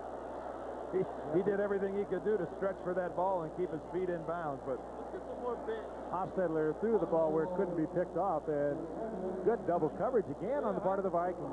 well, I think Lee was there and Browner was there. look how close this is to a completed pass. It is. Look at the feet of Turner. If he's able to hold on to that ball, well, he doesn't hold on to the football. That's the problem. If Odessa Turner is able to hold on to that football, that is some kind of catch. Well, that is a high priority to hold on to it. Well, I can't be derogatory about that effort, though. He's a great athlete, Odessa Turner. 3rd down and 9 from the 37-yard line. From the shotgun, one-handed grab by Hostetler, who has some room. Hostetler has to get to the 46, and he gets to the 49. 1st down. Oh, Bill Parcells had his heart right in his throat. There's one quarterback available. Sprinting around on the field, he doesn't like to watch that. Boy, and the guy who had spy responsibilities that time was Mike Merriweather. And I think that's a matchup that the Vikings would take any time. Merriweather on Hostetler. And watch Merriweather come in from the left, and he is not able to get the angle and bring down Hostetler. I think that's a matchup that Floyd Peters and the Vikings would take any time. This guy, Mike Merriweather, chasing a quarterback, and that time the quarterback won. 7:40 to go, 3rd period, a 7-7 tie. 1st and 10, Minnesota at the 49, or New York at the 49. As Carson in motion, Anderson takes the ball across the 50 and down to the Viking 46-yard line, a gain of about 5. Dan was talking about Mike Merriweather. Of course, he laid out all of last year, and the Vikings gave up a #1 draft pick to get him. The Pittsburgh Steeler, a multiple Pro Bowler, but he is small. And when you can get him lined up over your tight end, as the Giants did in that particular point, they just blew him right out of the play, and they were able to get 5 yards. And this was a concern on the part of the Vikings when Merriweather got himself vulnerable to the tight end, that they would be able to blow him out. And they just did. 2nd and 5. Giants at the Viking 46-yard line. Anderson, and he fights his way forward to about the 42-yard line. Keith Millard in on the tackle. Close to a first. And it is a 1st down. Well, that illustrates what you were talking about, Dan. He plays a lot bigger than what he is. He was carried Vikings for that 1st down. Next week, out in San Francisco, Candlestick Park is the site. The Saints coming off their win over Atlanta yesterday, and they really need this one against the 49ers, who are 7-1. The Saints got 3 in a row now. They've got it back in gear. 1st down at the 41-yard line. Anderson again. And Anderson takes it to the 38. Again, Anderson stopped by Studwell. And it's O.J. getting so much action this year, and tonight as well. The injury to Joe Morris, hurt on that in a freak play, really, here against Pittsburgh late in preseason. And there is Joe, who is out for the season. Giants all-time leading rusher, and broke a bone in his foot. And you wouldn't think that would take somebody out for the entire season, but it was the kind of injury that they just knew he couldn't come back. And it's really the type of thing that even if he rehabs himself, he still can't come back because he went on injured reserve before the season started. The Giants can't get him off IR without exposing him to waivers. Second down and 7. And this is Lewis Tillman, who is the rookie out of Jackson State. School that, of course, is well known in football circles because that's where Walter Payton played in college. And Tillman broke all of Walter Payton's records at Jackson State. So this is a man of impressive credentials before he came to the National Football League. He was a 4th-round draft choice of the Giants and a man who did many, many things in college. When you start talking about breaking Walter Payton's record, that's big-time stuff. Just remember the name. You're probably going to hear a lot of him. Fine running back. Has all the moves, all the style to be a great one. 3rd and 6. Hostetler throws, and he's first down to the 25-yard line to Lionel Manuel, who gets inside of Reggie Rutland. And Hostetler took a hit, but he gets up. It's pretty. Anytime he goes down, that's a real anxious moment on the far side. Yeah, well, because we've had an anxious moment up here in the booth trying to figure out who is the 3rd Giant quarterback, who would play if something would happen to Jeff Hostetler. Well, the word we got from Ron Earhart, the offensive coordinator, was that you're looking at the disaster quarterback. That's it. That's all they've got. Phil Simms with the bad ankle would have to come back in.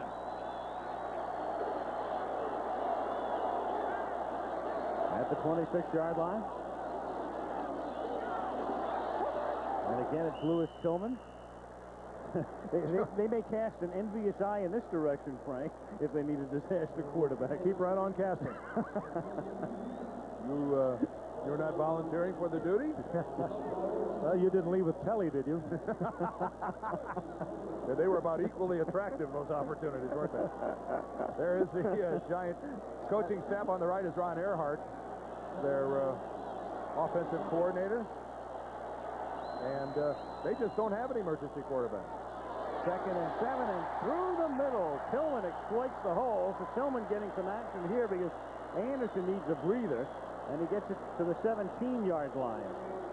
I watched this young man in training camp in a couple of scrimmages, and I watched him in a couple of preseason games, and he can run the football. He has an instinct that when you watch a running back, potentially great running back, you know that they have the feel and the flair and the instinct, and this young man has it. 3rd and a yard. This is the 11th play of this drive from the 17-yard line. Well, Tillman's number again, and he takes it to the 16-yard line, and that's where they have to get. It's going to be very close. I understand what Bill Parcells is trying to do in removing Anderson from the game and giving Tillman a shot. Anderson's had a lot of work tonight, but frankly, the closer I got to the goal line, the more inclined I would be to put Otis Anderson back in the ball game. And you understand what that signal is. That's Bill Parcells telling his club to take a timeout, but they have not done yet. It also means that they didn't make the first down because the ball is spotted just inside the 17. So a key call here on 4th and inches. Parcells has never backed away all season long. He's gone many, many times on 4th and short, and every time he's made it. That's what he's thinking about at the moment. Giants have not missed in this situation this season. 6 for 6 on 4th down plays. Here they go for it after a timeout. 4th and inches. Just inside the 17-yard line. That Tillman is the sole setback. Carson on a wing to the right.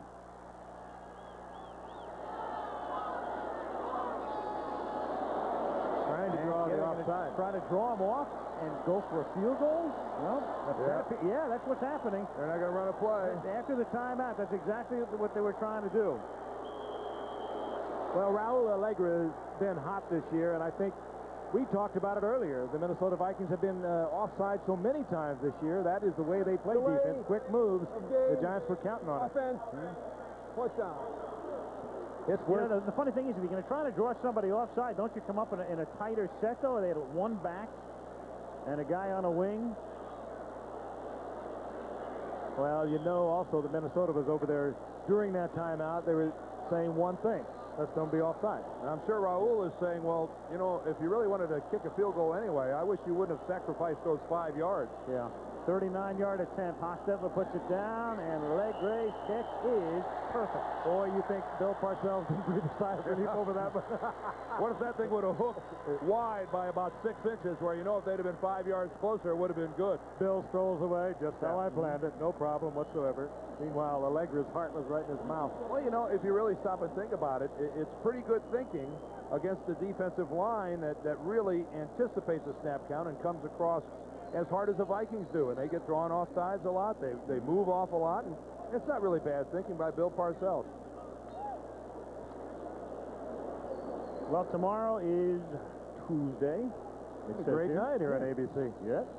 And ABC resumes its regular programming tomorrow night with Who's the Boss?, The Wonder Years, Roseanne, Chicken Soup, and 30-something. ABC's All-Star Tuesday tomorrow. Maybe down the line we'll have NFL football Wednesday night, and Thursday night, and Friday night. Oh, yeah? Well, obviously something's going to change, wouldn't you say? Well, I'm only kidding about that, but I mean, it was interesting to listen to the commissioner talking about his priorities. One of them, of course, the television contract that's coming up. It probably will change considerably. Perhaps more television on cable, or the football on cable. But what a year we've had with it. Some great games, and we have some great games coming up. Next week, New Orleans and San Francisco. Later on, in fact, Christmas night, we'll see the Vikings at home against Cincinnati. Alfred Anderson takes the kick. Whoa! Ooh, look out. Ball is loose. The Giants have it at the 10. Yes. What a shot put on Alfred Anderson at the bottom of that pile. Dwayne Giles was at the bottom of that. One of the New York Giants involved. Louis Tillman was also down there. Louis Tillman, number 34, comes flying in, and I think it was Tillman. Yeah, there's Tillman right at the bottom of that. Oh. That is just coming in there with the eyes closed and drawing a beat. Giles got in there late, but there's the guy who put on the big hit. He's a football player in every way. He has the instincts for one. What a turnover that is. Giants now have a 1st and goal, and on their last 47 possessions inside the 10, they have scored. Anderson is stopped here. I mean, that's an amazing stat when you look at it. The last 47 times they've had the ball inside the opponent's 10-yard line, 33 touchdowns, 14 field goals scored on every opportunity. I'm not sure how far that goes back, but each and every time the quarterback was Phil Simms, who is on the sidelines looking on. Otis Anderson back in there at running back, and Henry Thomas coming up with the big play for the Vikings for negative yardage. Don't underestimate that group and their ability to dig in. Loss of 1 at 2nd down and goal. With Manuel in motion, Hostetler in trouble, but he scrambles out. Hostetler on the move, and out of bounds he goes at the 11-yard line. Ray Berry forcing him out, and the clock shows 1:15. Hostetler showing a good foot to keep that alive. He was in danger of being sacked. Well, I'm surprised, Frank, at his ability to run in the open field. Remember, he got away from Merriweather. Boy, now there he shakes Stolman, outruns Millard. Takes Millard right out of his shoes. And here we go again. Makes Ray Berry miss him and can't bring him down. This guy, for a quarterback, is showing some dazzling open field running. Man, they like to go down to here in this area is Lionel Manuel. He works so well when you get the close man-for-man coverage that you get down deep. And Manuel is in motion, and Hostetler going for Manuel, and the flag is thrown. He scores the touchdown. Carl Lee got turned around. Well, Frank, sometimes you hit a home run, don't you? No, you just watch him, and they love him inside the 20. He doesn't have great speed, but he has great moves. That'll be against the Vikes. when you're down close, they have to cover you in very tight, and if you have the moves like Manuel, you can spin them around, turn them around. Interference. Number 39, defense. Decline, touchdown. That's a pass from Hostetler that Carl Lee never saw because he's got his back to the play. He's playing Manuel all the way, and even there doesn't even know where the football is. That's a mistake by a cornerback at that part of the field to not know when the ball is in the air. It was underthrown, and only Manuel was able to react back to the ball. Nice spot by Hostetler to get it down. Allegri puts it through, and the Minnesota Vikings, a team that had not given up a point in 7 games in the third quarter this season, have yielded 17.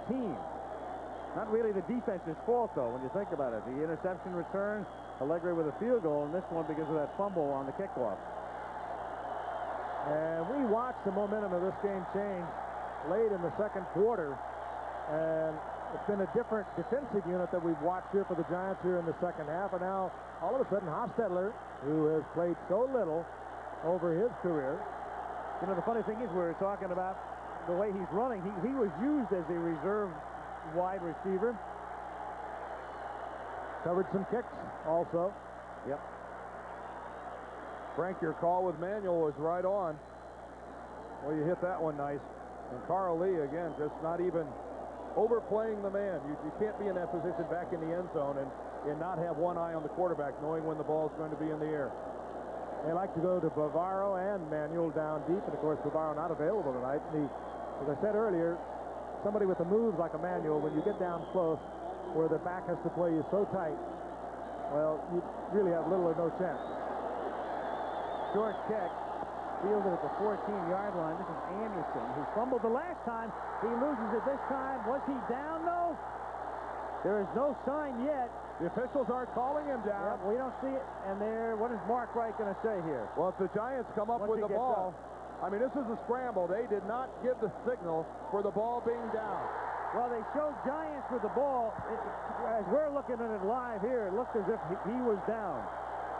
No, this is not a fumble. I think Alfred Anderson has the ground, knocked the ball loose. No question about it. Hit by Myron Guyton. Take another look. You take a look at this. Well, he's starting to lose the ball. He had it and brought it back. Oh, now there's a tough interpretation. Was he bobbling it, or did he have possession? He obviously bobbled it when he got hit. There's our interpretation right now. Was he bobbling the ball before he hit the ground? The ball was still up against his body, but did he have control of the ball?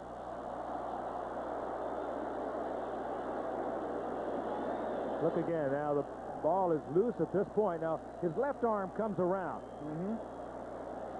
I mean, but what constitutes having the ball, having possession of the ball and not having possession of the ball?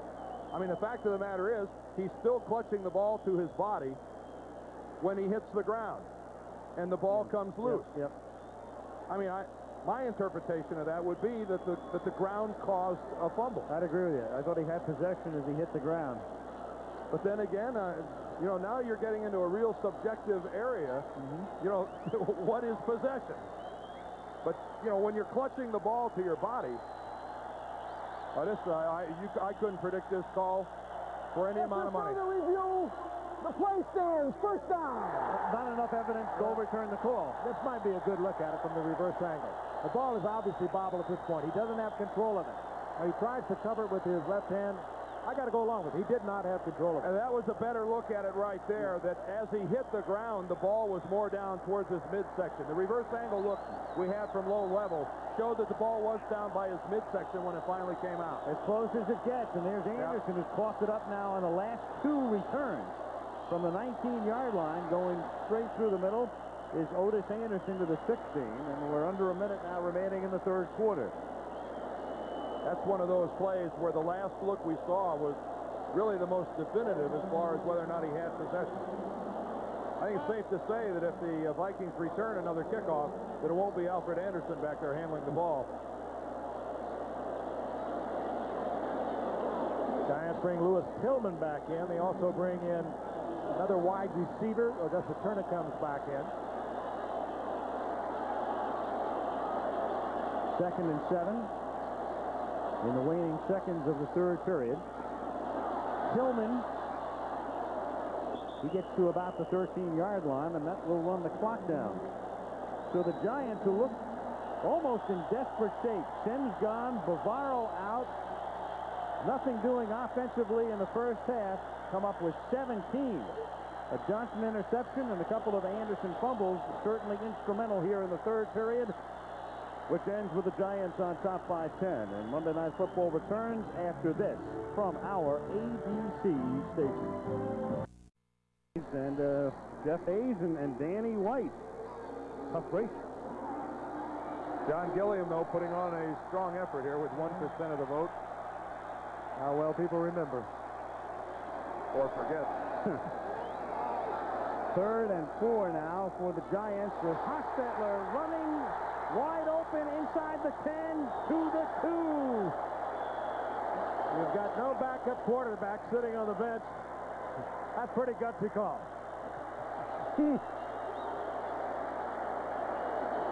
Sims loving every moment of it. Jeff Hostetler beating the Minnesota Vikings with his feet, more so than with his arm. Yeah, there was a time last year when Hostetler wanted to move along when they benched him after the first half of the New Orleans game when he played so well and brought in Rutledge. But you better believe that Parcells, Giants fans, anyone associated with him, are happy he's here tonight. Chris Dolman, did you see him on that one? You'd assume he had contained to that side, got sucked all the way down inside on the fake. Anderson behind Carson on a 1st and goal. Touchdown Giants.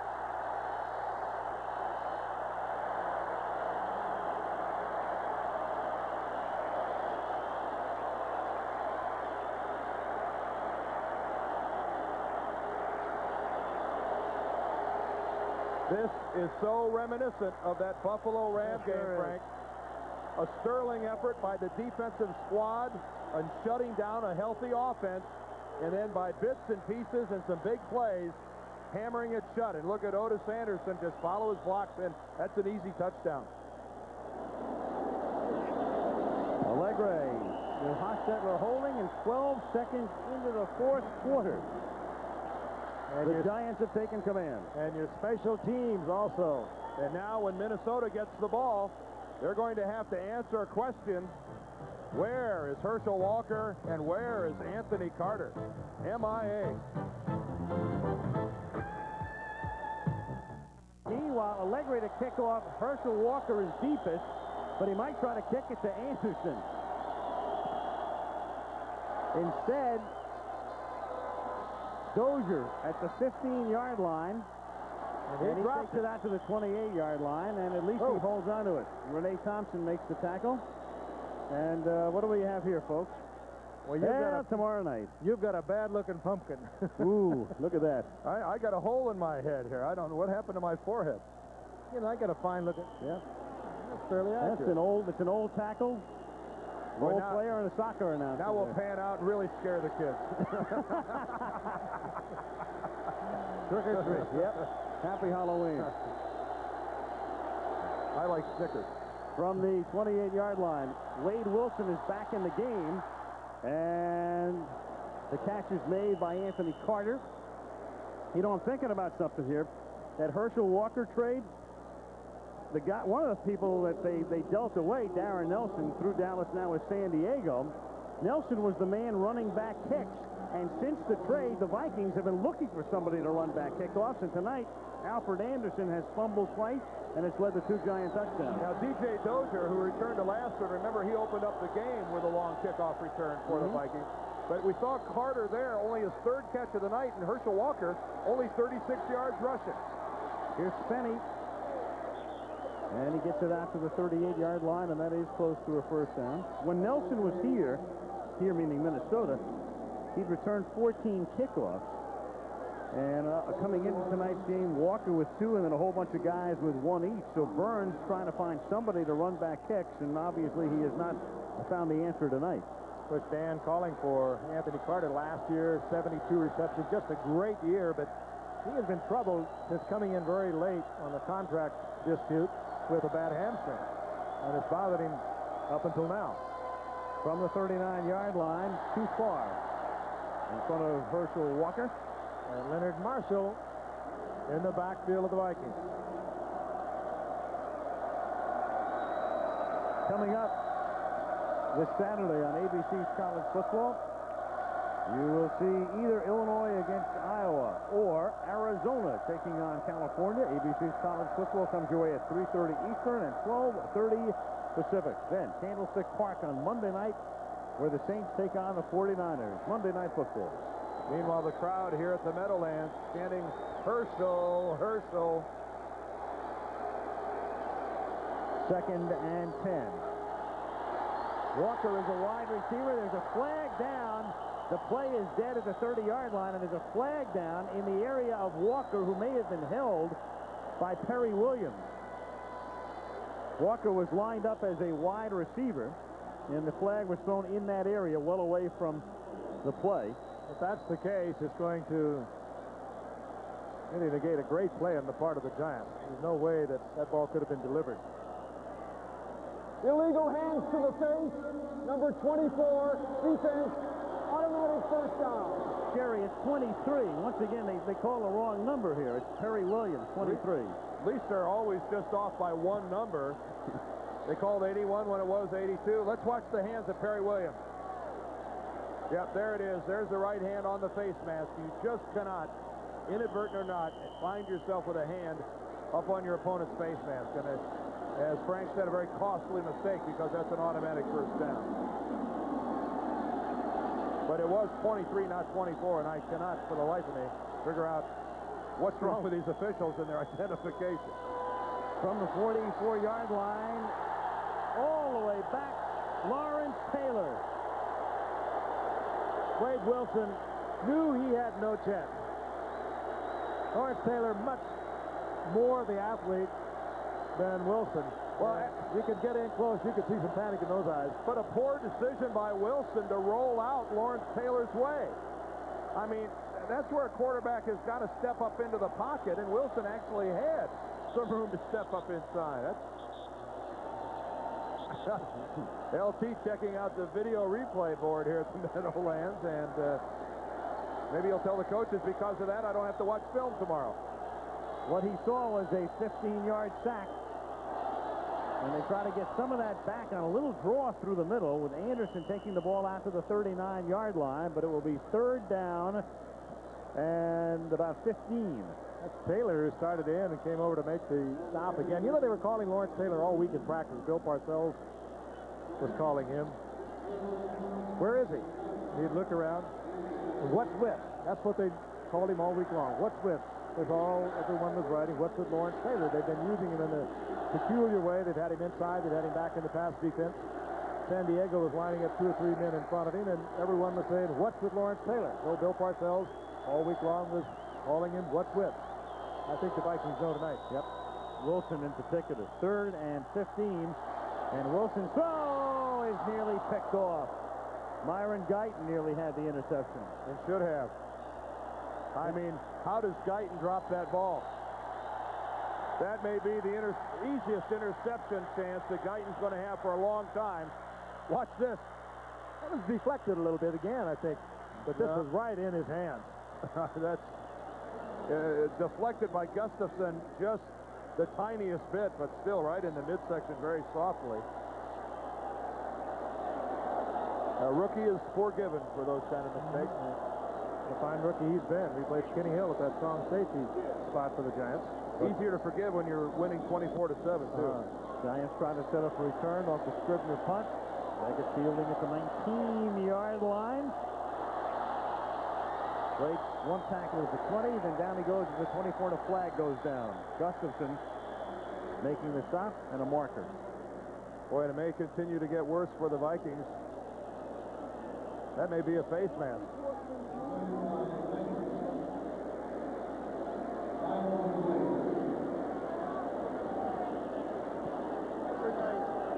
Face mask foul.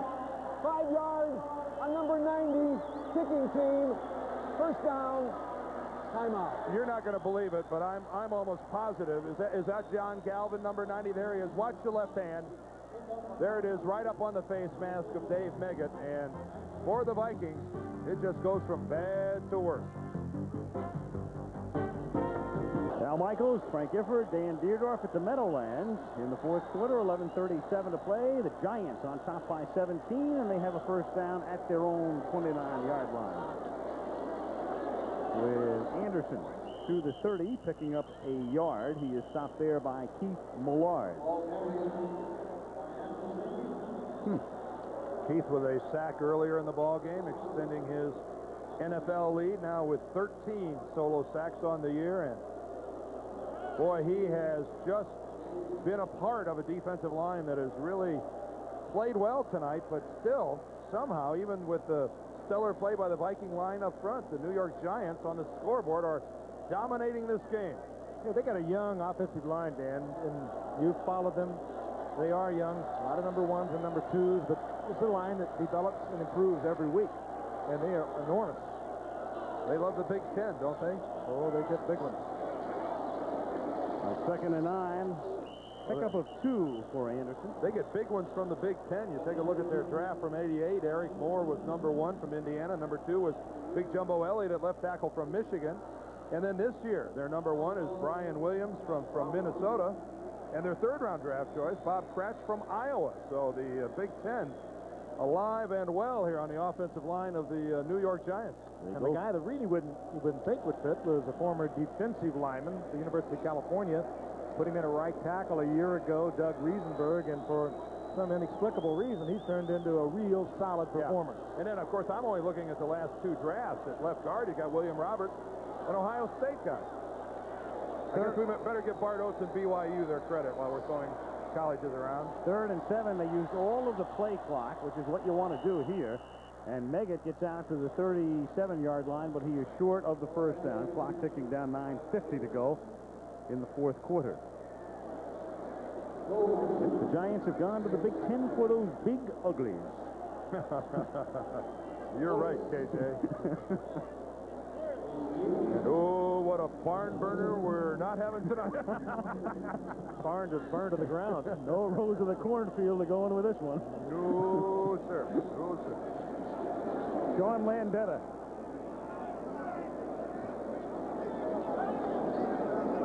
Landetta to kick. And again, they're going to take that play clock all the way down. 3, 2, and then they snap it. And the game clock is down to about 9:07, and a fair catch is called for and made by Leo Lewis. What a beauty. At the 20-yard line. 9:06 to go. 43-yard punt. 24-7. Gins. For this man, I don't know whether you read the gossip columns or not, but Oh, I do. And you have respect for him? Yeah. I guess, well, I know what you're saying. I thought it was a Laker game. I thought it was a Laker game. Okay. Aspen Jack. Okay. Due respect. Huh? He can wheel his Harley around Aspen. Get yourself out of this one. Yeah. Well, you're back visiting Telly, I see. Wilson throwing to Walker. And Walker really gets upended by Mark Collins at the 29-yard line. How about Mark Collins tonight? Boy, has he played a game. And the Minnesota Vikings, with that high-powered offense of Jerry Burns, has just been effectively controlled tonight by a superior effort by the New York Giants and their defensive team. Funny, it should be a high-powered offense, but when you really look at what's been going on in Minnesota, it hasn't been. It's been anything but. With all the people they have, you really have to wonder how that can be. I mean, Carter's been out of play for the better part of a month. Walker gets taken back at the 30-yard line, and we'll see where they spot it because it's close to a first. Johnson and Guyton. Carter's caught, what, 1 pass tonight that I can recall? 2, I believe. 3. He made his. Sorry, yeah. All right. Yeah, he made his 3rd one on their last series. Right. But he caught 1 in each of the last 3 games, so not the type of production you're going to get from somebody like that, or you would expect to get from somebody like that. Well, what an acrobatic receiver, though.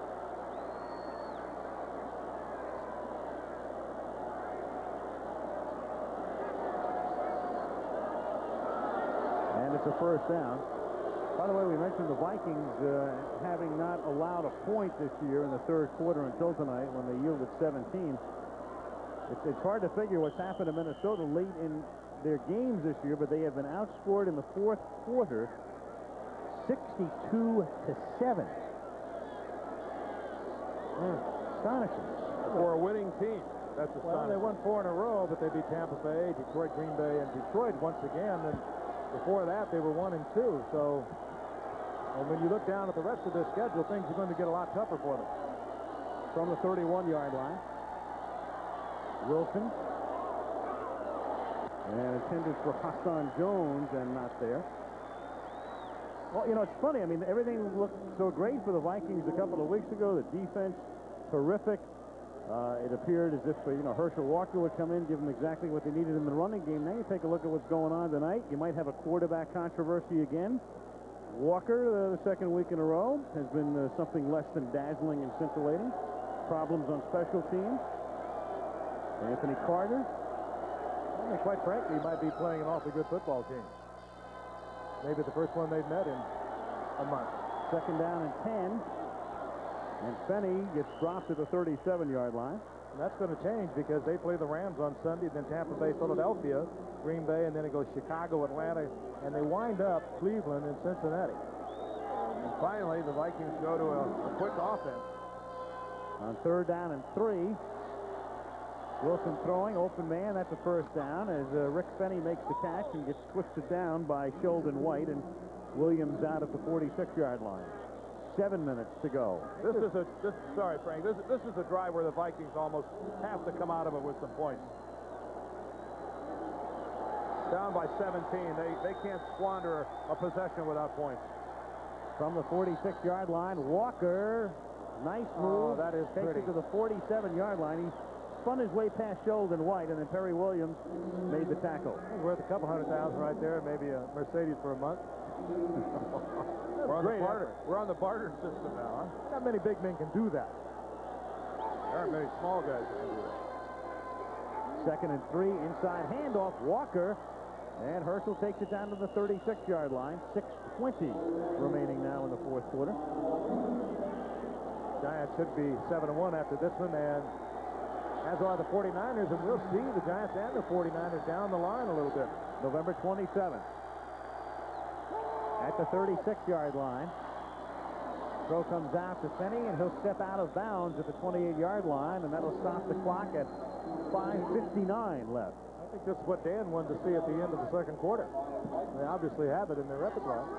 There you go back to that possession by the Vikings, who were playing like they were ahead 24-7. They kind of squandered the final 2 minutes, and this is really the most life the Vikings have shown offensively all game long. Deep in New York Giant territory, and still with 6 minutes left on the clock, 5:59. But they need a big one here. The one guy that can give it to them would be Carter, at least in terms of deep. You don't understand this. They got to get points and get it quickly. Walker takes it all the way to the 15-yard line. So Walker igniting this drive with 5:49 to play. He does change the character of the running game, however. A quick Vikings score here will open up a few eyes over on the Giant sideline. I don't see anyone leaving the stadium yet. At the 16-yard line on 1st and 10. Wilson has time. Wobbly pass, nearly picked off. Threw it into traffic intended for Fenny. Incomplete. But Carl Banks almost had that. Terry Kennard almost had it. Guyton's there. Fenny's the only guy that really didn't have a shot at it. Let's take a look at Carl Banks, the real quiet linebacker. I mean, all his career has played in the shadow of Lawrence Taylor and his exploits on the far side, but a more solid all-around football player in the National Football League would be hard to find, a guy that had more of the total package than Carl Banks.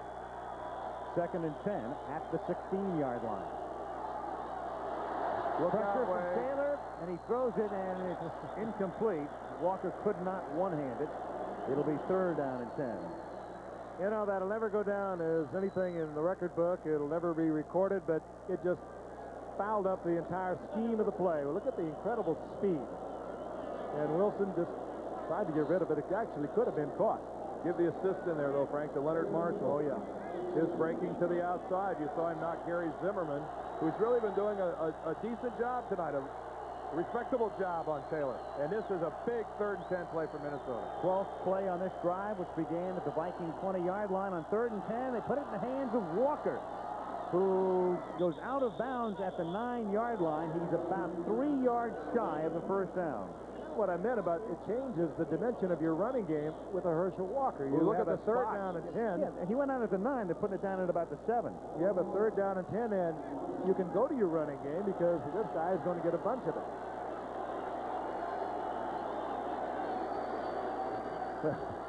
Boy, a very generous spot that time.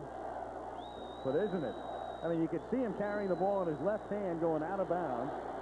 Maybe just inside the 9. They put it down at the 7. There it is. Look at that's a nice pickup on the sideline. It's a 1.5-yard spot.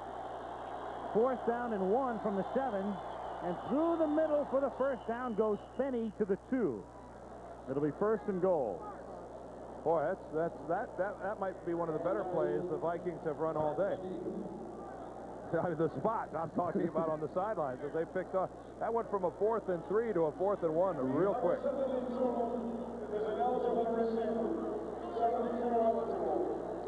You could hear the referee say that David Huffman will move to tight end, being moved to the far side. An offensive tackle will line up now as tight end and be eligible.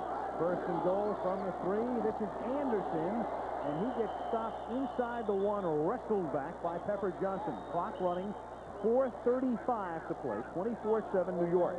I'm sorry, but I wouldn't huddle up. I mean, I'd just be calling a play and get down there and slam this thing in the end zone. I don't think the Vikings have all this time to squander. I think they might have in mind making the play.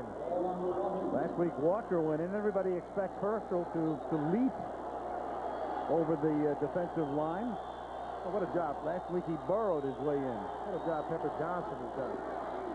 This is Finney, and he leaps in with a there's a flag flag. down. There's a touchdown, but there's a flag down as well. He's in the end zone, but let's see what Mark Wright tells us. The official who threw the flag also indicated a touchdown. Offside, number 71, defense, lined up in the neutral zone, declined, touchdown. Rob White. So 4:03 remaining now. The Vikings have a chance to pull to within 10 with the extra point. Marshall closing down. That's Taylor making the contact. He timed his jump right. Just a little off target. Keeps him out of the end zone. Carlos's extra point is good. The crowd has quieted down for the moment because the Vikings on an 80-yard drive have closed to within 10. And they have all of their timeouts remaining. Good drive with 6 first downs for Minnesota on that effort. I don't think it's a situation where you onside kick. I think you kick it deep and ask your defense to come up with a 3 down and out. At this point, Danny White has taken a lead.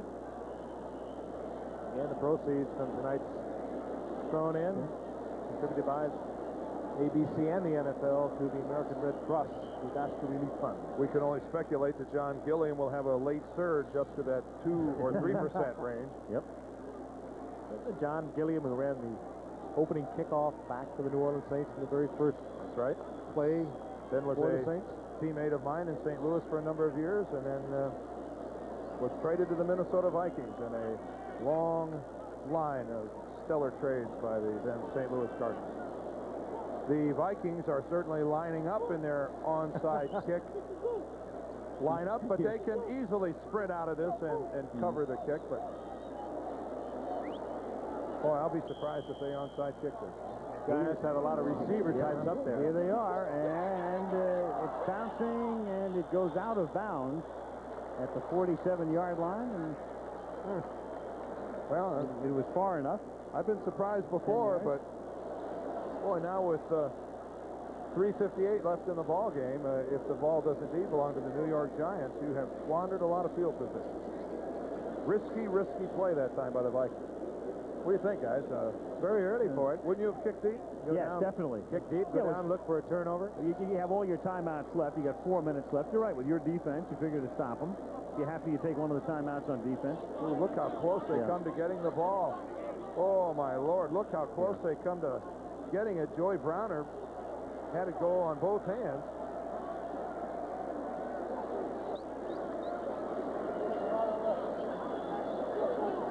I guess there's some confusion as to whether or not. We have a short free kick, last touch by the kicking team. Free kick with a 5-yard penalty. Short kick, last retouched by the kicking team. Well, the ball has to travel 10 yards. First of all, it's on to 35. Let's see if it makes it to the 45. If they touch it before it travels 10 yards, it's a free ball. Okay, it's touched. Yeah, kicked, yeah.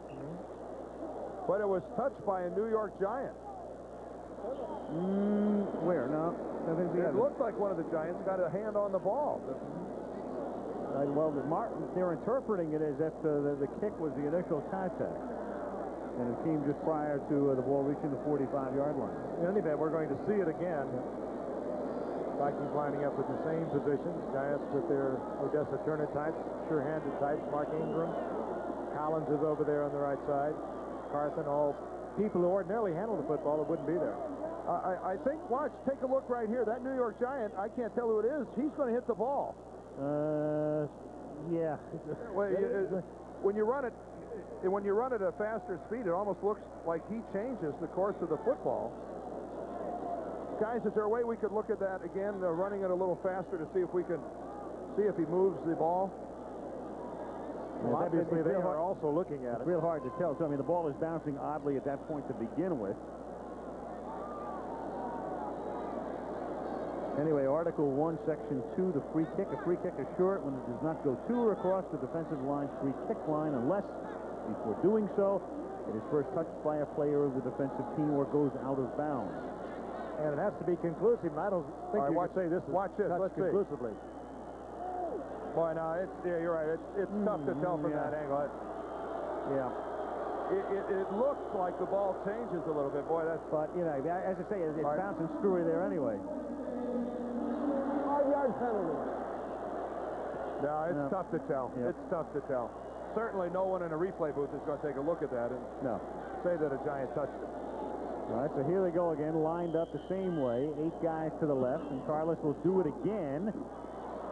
And at the 42-yard line, the Giants have it. So this time the Giants, with Maurice Carthen handing the ball to the umpire, takes possession at the 42-yard line. That philosophy loses me. Yep. It really does lose me. So Hofstetler, who has been playing since early in the first quarter, if he joined us late, Sims with a twisted ankle. He's remained in uniform, but he's been hobbling. You know, that kick didn't go. The Giants will end up recovering it, so I think it's their ball, but it appeared like it was touched before it went the necessary 10 yards.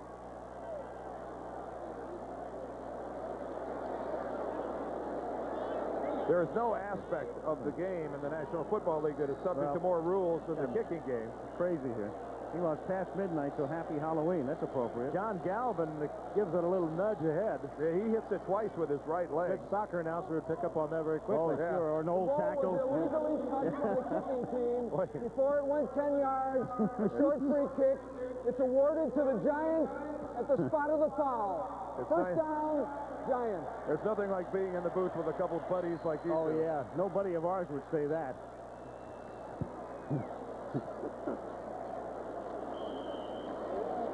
I kind of agree with Dan. I think you had to think kick it away because you have to score twice and then do that next time around if you have to do it next time around. At the 39-yard line, 1st and 10. And Anderson moves down to the 32-yard line. Stopped by Scott Studwell. Folks, on Sunday, 2 special events here on ABC Sports. The always exciting New York City Marathon at 10:30 Eastern, 10:30 a.m. Sunday morning. 9:30 Central. You'll see it at 10:30 Pacific. And then at 4 Eastern, 3 Pacific, some of golf's great players competing for $250,000 in the Merrill Lynch Shootout. Boy, Payne Stewart came close last week. Yeah. Just a couple of short putts that did him in. You'll see Jack Nicklaus involved in that, Fuzzy Zeller, and Mr. Stewart. And Tommy Kite. What a bundle he picked up. Didn't he become the all-time leading money winner? Sure did. Just quietly, he's been so consistent over the years. A great young golfer when he came up, and he's just been so consistent. Meanwhile, Minnesota has taken a timeout. They're down to 2 remaining. They're trying to conserve some time, of course, but the key here is to stop the Giants. Otherwise, it does you no good to conserve that time and use up your full complement of timeouts, obviously. Excellent observation. Yes. Oh, it's been a long fortnight. Second and 3. Sounded like some of my analysis lately.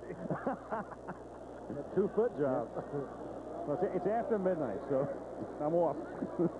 That's Doug Riesenberg. We were talking about him earlier. He changed over from defensive tackle as a senior at the University of California. And I don't think many people gave him much of a shot a couple of years ago of sticking around when he came up as a 6th-round draft pick. But he just steadily improved. He works probably harder than any offensive lineman here with the Giants. And he has really developed. There's the people that go over our expense accounts. There's the one who catches you. Well, I won't get away with anything for a while. The green nightshade section. Anderson to the 30-yard line. It is Halloween, by the way. Happy Halloween to everyone in the Eastern time zone.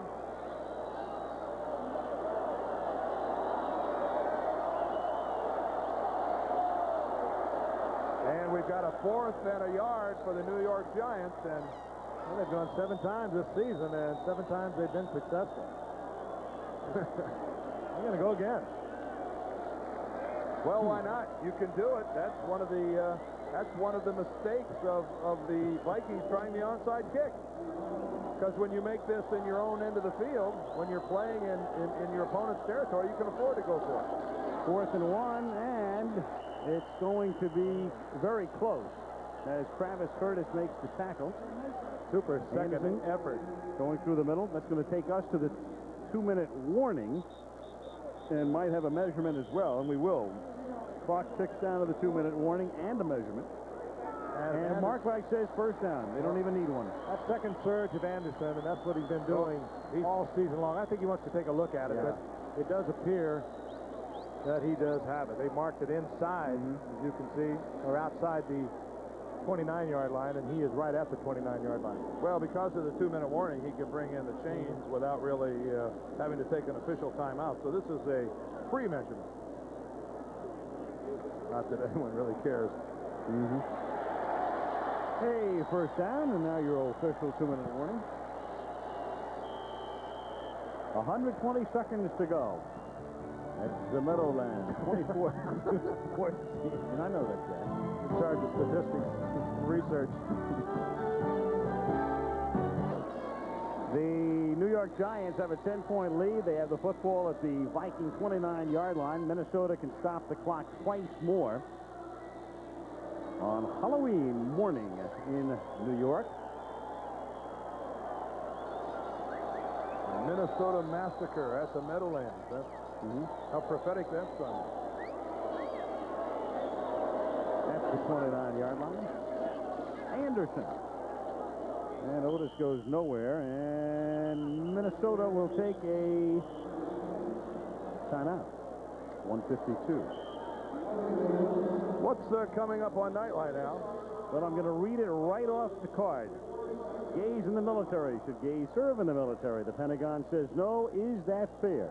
It says right here on my copy. And that is your subject tonight on Nightline, following your late local news. And that guy, Jerry Burns, has just really got to be wondering what kind of a football team he has. And now, you know, you made a great point earlier. They're just not playing the way you would think a team would play with as many good football players as they have on that roster. And he was concerned about it, talking to him before the game tonight. He said, you know, we're not moving the ball, and you can tell that the quarterback situation is a problem. You know, they want. Another on camera for Alex, our boxing analyst, Alex Wallow. My other partner. Yeah, that's right, your other partner. 2nd and 11 from the 30-yard line. That's right. Boxing season is coming up. I can hear it now. Yep. That's right, Dan, but it was really a left hook. No. Alex is working very hard. You'll see Smith, white trunks, Jones, black trunks. Smith, white trunks. Get ready for Alex, Al is demeaning our sport here. Oh, no. No, you're off to demeaning the London, preparation for your sport. Well, I see. You're traveling the world, I understand. Well, I'll schedule about. Yeah. We'll be checking you out with the Globetrotters, Al. Yeah, right. The New York Giants, meanwhile, they have to have pleased this guy, Bill Parcells. I mean, there's nothing more than a coach loves than to see a team rise above some adversity.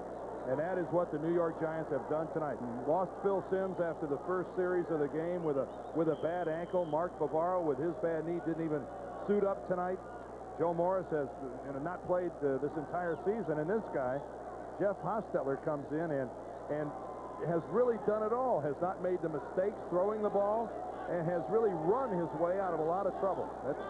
It's the kind of an effort that coaches just love. Here's Anderson. The Vikings are on a timeout. Well, the other thing, too, I mean, like so many games in the NFL, they're determined by special teams play and by turnovers. And here tonight, almost a classic example. The Pepper Johnson interception, run back for a touchdown to tie the game, and the two Anderson fumbles on kickoff returns converted by the Giants into touchdowns. And they're 21 of your 24 points. Well, the Giants have lost one game now. They lost that by 2 points to Philadelphia in a game that they felt they should have won. They're going to play Philadelphia again later here in the Meadowlands. But it's a team that's coming together. It's a very young team. That offensive line, and it means so much today in the world of professional football. And they are improving every time around. Giants, meanwhile, are going to let the clock run down. They'll take a delay here with the clock stopping now at 56 seconds. That'll cost them 5 yards. They'll pooch punt the ball to Minnesota, but the Vikings are down by 10 points, and they have nary a timeout. Meanwhile, let's take a look now at the final vote. Delay of game. Best trick play, Danny White is the trickster of the night. Hayes winds up second. Chandler third. And Gilliam back clean. There's a look at Phil Simms. Went out earlier if you weren't with us. Thought it was a knee problem, but we've been told it's an ankle that he's suffering from, and he could have gone back in as a disaster quarterback, so hopefully for the Giants it's not going to be terribly inhibiting in keeping him out of the lineup for a long period of time. Well, it's a short week with this game being played on Monday night and then the game on a Sunday, so I guess the big question in New York now will be how quickly can Phil Simms get back. And the Giants let the clock expire again. Now, this does not burn up any time on the scoreboard clock. Offense. Fourth down. Now, the time clock will begin running again, but not the scoreboard time. I mean, the clock will be set at 30 seconds, and they'll have 30 seconds to kick it away, and if they don't, well, they'll just move back again, but they're really not accomplishing anything on the scoreboard. The Giants have some frequent flyer mileage coming up. They travel to the Cardinals and the Rams and Seattle in successive weekends. And we'll see them against San Francisco, and then they have Philadelphia, Denver, Dallas, and they close with the Raiders. Vikings try to block it, and the kick bounces at the 20-yard line and is touched dead there by George Adams. And Minnesota takes over 48 seconds. We can tell you the executive producer of ABC's Monday Night Football is Jeffrey Mason. Tonight's game produced by Ken Wolf and directed by Craig Janos. Joe Chavo, our technical director. Associate director Ben Harvey. John McGinnis, our halftime AP. Mark Amento, Jeff Kibler, the assistants to the producer. Our operations managers, Ed McKenna and Coach Coltrane. Our telecommunications manager was Frank Fieger. And our director of information tonight was one Peter Hurt. As Wilson throws, and the catch is made by Anderson, and he goes out of bounds at the 31. And as usual, up in the booth, our statistician, George Hill from Puget Sound, and our illustrious spotter, Malibu, Kelly Hayes. And we thank you, folks.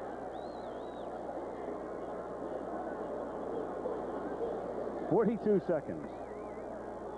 We talked about it earlier. If you weren't with us, it was quite a dramatic turnaround. The Vikings were pushing the Giants all over the football field early on, and all of a sudden the defense kind of hung in there and stayed with it until they got a couple of turnovers, and then the offense of the Giants awakened. Incomplete. And very reminiscent of the Buffalo Ram game that we had earlier, when the Buffalo defense just stayed with it, and all of a sudden, the closing minutes of that one, Buffalo was able to put the points on the board and get the win. You know, I think Kathy Lee Gifford may become like Kate Smith. Remember, she used to sing for the Flyers, and they'd always win? Your lady's going to be 1-0. She did sing well tonight. Out of that little one. She's, of course, singing for 2. 2nd and 10. Leonard Marshall had Wade Wilson, and Wilson slipped out of his grasp, and that would be terrible down the line if that could have been the difference in leading the team in sacks or not.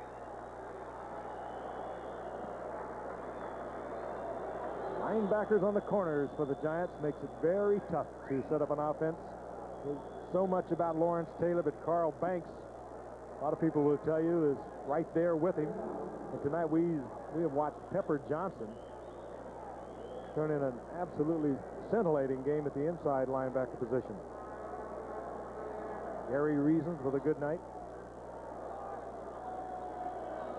You know, had a good backing. After this play, I want to make it. Oh, air it out. 3rd and 11. Yeah, air it out. A lot of blue shirts are down there, and it's incomplete.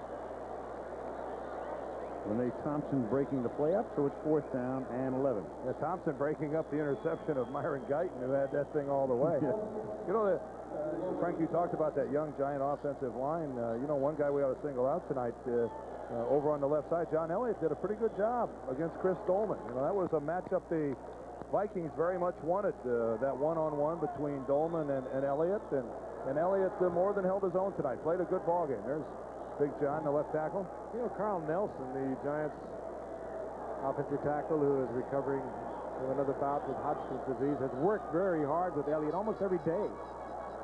And Carl Nelson receiving the George Halas Award for Courage before the game started tonight. But he's done a good job in working on Big Jumbo Elliott. Hassan Jones was the only man down there amongst the blue shirts, but he couldn't hold on. And that will do it in all but an official sense. 14 seconds, the Giants can run a play, and the Giants will be 7-1. The Giants and the 49ers will be the only teams in the NFL at 7-1. Minnesota will drop to 5-3, and Minnesota and Chicago will be in a tie for first place in the Central Division. And in essence, in effect anyway, the Bears, by virtue of their victory over Minnesota this season, would be technically on top. Because that would be the first tiebreaker, at least for the moment. And this will do it. So the Giants shut out in the first half. Interception returned by Johnson, capitalized on 2 fumbles by Alfred Anderson on kickoff returns, and that's the way the NFC East looks at the moment, with the Giants leading the Eagles by a game. And in the Central Division, the Bears and the Vikings are in a tie for first place as the NFL's 1989 season comes to exactly the halfway mark. Giants win it by a score of 24-14.